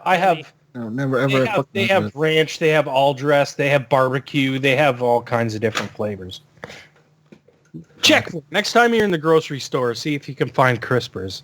You won't. I'm on the West Coast. Curious now. I'm curious. All right. Hey guys. Next question. Andres. I think he asked, what game have y'all sunk the most time into ever? PC, console, etc. Ever? Ever. Probably it's either Diablo or Borderlands for me. And Dead Cells is scraping its way up there as well. Let's see. I've got Dragon's Dogma, maybe, or Just Cause 2. Love those two games. Yeah, me, those two games right there. For me, it's probably Skyrim. Yeah. I played that game for so long, dude. I only put months and months and months and months. And like, I'm not talking like months. Like I play like 1 hour a day. Like I would play like 3 hours a day or more. Jeez, like, I think I only put 60 hours in on Skyrim. I know I need put to a lot bump of those time numbers into that. up. I did all kinds of shit. Like I just ended up getting caught up on all the side quests, dude. And like I would find shit and be like, oh fuck. And then the DLC came out and I built my house. I built like 3 houses. I built all the houses I built 2. I became the werewolf. Yeah. I became did I become a werewolf? Or I joined the Brotherhood. I became a werewolf too, and I joined the Brotherhood, and I joined the Dark Brotherhood, the Assassins or whatever. Yes. Killed everybody that I needed to kill. The Thieves Guild, some kind of guild for the thieves. I joined them. I didn't join them. You know, like I should go back, huh? And just because I seemed like I wanted to do everything but finish that story. I did so much shit in that. I ended up like in this dwarven ruin. That's a cool place. That's a cool fucking. I got lost there for hours. I bet you just came out of there with like 500 pounds overweight, didn't you? I did. I was like, what the fuck happened in this place? Like, I was there for like You're days. Like, over-encumbered. what the fuck? Again. What the fuck? All this gold and metal that I stole from all these parts. It was wild. It was a cool game. Very cool. Yeah. Too bad I can't get into Fallout. Like, I own Fallout 4. I just can't get into it. I don't know.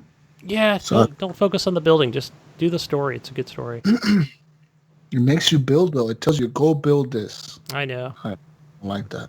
But, you know, you don't have to get too crazy with it. You can be super simple. What about What's the point Ryan, of building yeah. it? No. Next question, Brian Tulp Jr. When will Gunny take me on in a race on Forza? Yeah, you want Gunny. to- Sunday, Monday, Brian. Let's do it. Sunday. Fun day, Sunday, Monday. Tomorrow or Monday. Let's go. Me, you, and Alan Mirza. Okay. Yeah. Whoa. Mercer too. Okay. Mirza, yeah. He's good. You good at that game? Alan said he's better. So. Wow. Yeah. Wow. Brian Tulp Jr. also says he wants to know what our biggest fear is. I know he's asked that question before. I already answered Probably that. Ryan wearing a fucking Sasquatch suit. You know, You badass. running through the Make woods this happen. like a kangaroo. Ryan just taking it. Ryan, shit on that tree. You gotta make the bears come out. Like we're hiding on. Okay. We're hiding on top of the tree with the cameras and shit. Like Ryan, shit on the tree. You gotta make the bear come out. I think Ryan running through the woods in a Sasquatch suit, jumping like a kangaroo and running up to me and going meow. That would scare the hell out of me. Yeah, I'm just saying. Yeah. Guys, Purring like a kitten. I'm searching Walmart.com for crispers. They don't exist here, dude. He's on the hunt.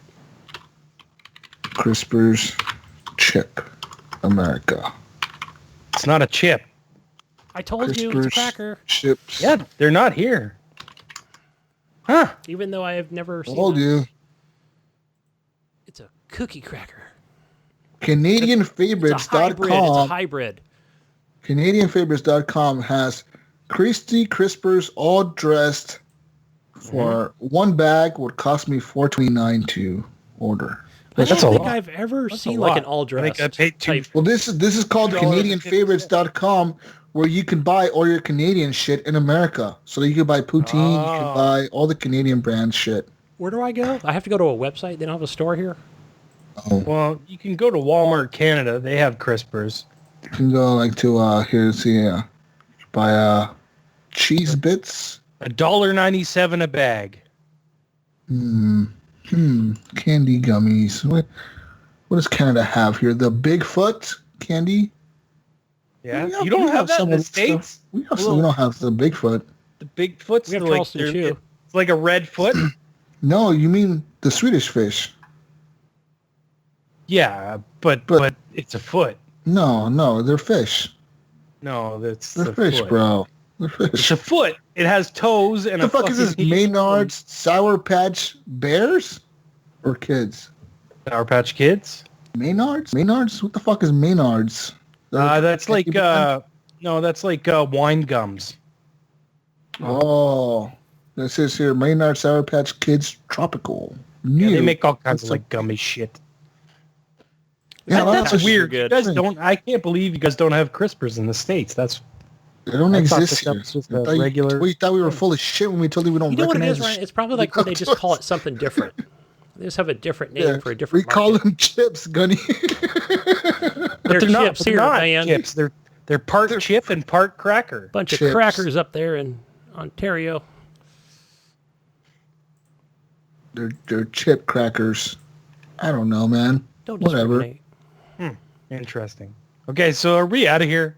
Can we go? We're obviously done. done if 8 we're o'clock searching the now. fucking internet for cooked crackers. I think the show is done. Jesus, get us out of here, man. We're looking at CanadianFavorites.com. We're shopping, guys. We're Everybody shopping. search with us. All Baby food and other products. What baby foods do you guys have? Okay, I just recognize some of this. Yeah. Okay. What the fuck is Jesus, get us out of here. Penitent? You know what I'm searching right now on the internet? Who can What deliver are me you a searching? damn pizza? What are you searching? Oh, 'Cause I'm pizza? hungry. Oh, Yeah, man. it's fucking 8 o'clock at night. It's barely 5, dude. You tripping, man. Anyways, you can find me on Xbox Live, Steam, and PSN under Gib8777. Where do they find you, Jesus? Xbox Live, Gamertag Jesus Walks Lot. And, yeah, that's it. Hey guys, find me you, in Gunny? many places. For one, being on the PC on Steam, you can find me on this Xbox One X over here. I've got it's the Nintendo Switchy thing. I don't know the name or the number for it, but What the my fuck? gamer You tag is guys Gunny got Chief. green apple granola bars? Gunny Chief is one word when searching. What the fuck is this shit? Oh, He's What out of does it, Ryan. Gidget He's say, out of it. Jesus? peace out, Brussels sprouts. We'll see you on the next edition of the Horrible Gamers podcast. We're going to go shop at Canada.com right now. CanadianFavorites.com. Portland is on fire. Bye, everybody.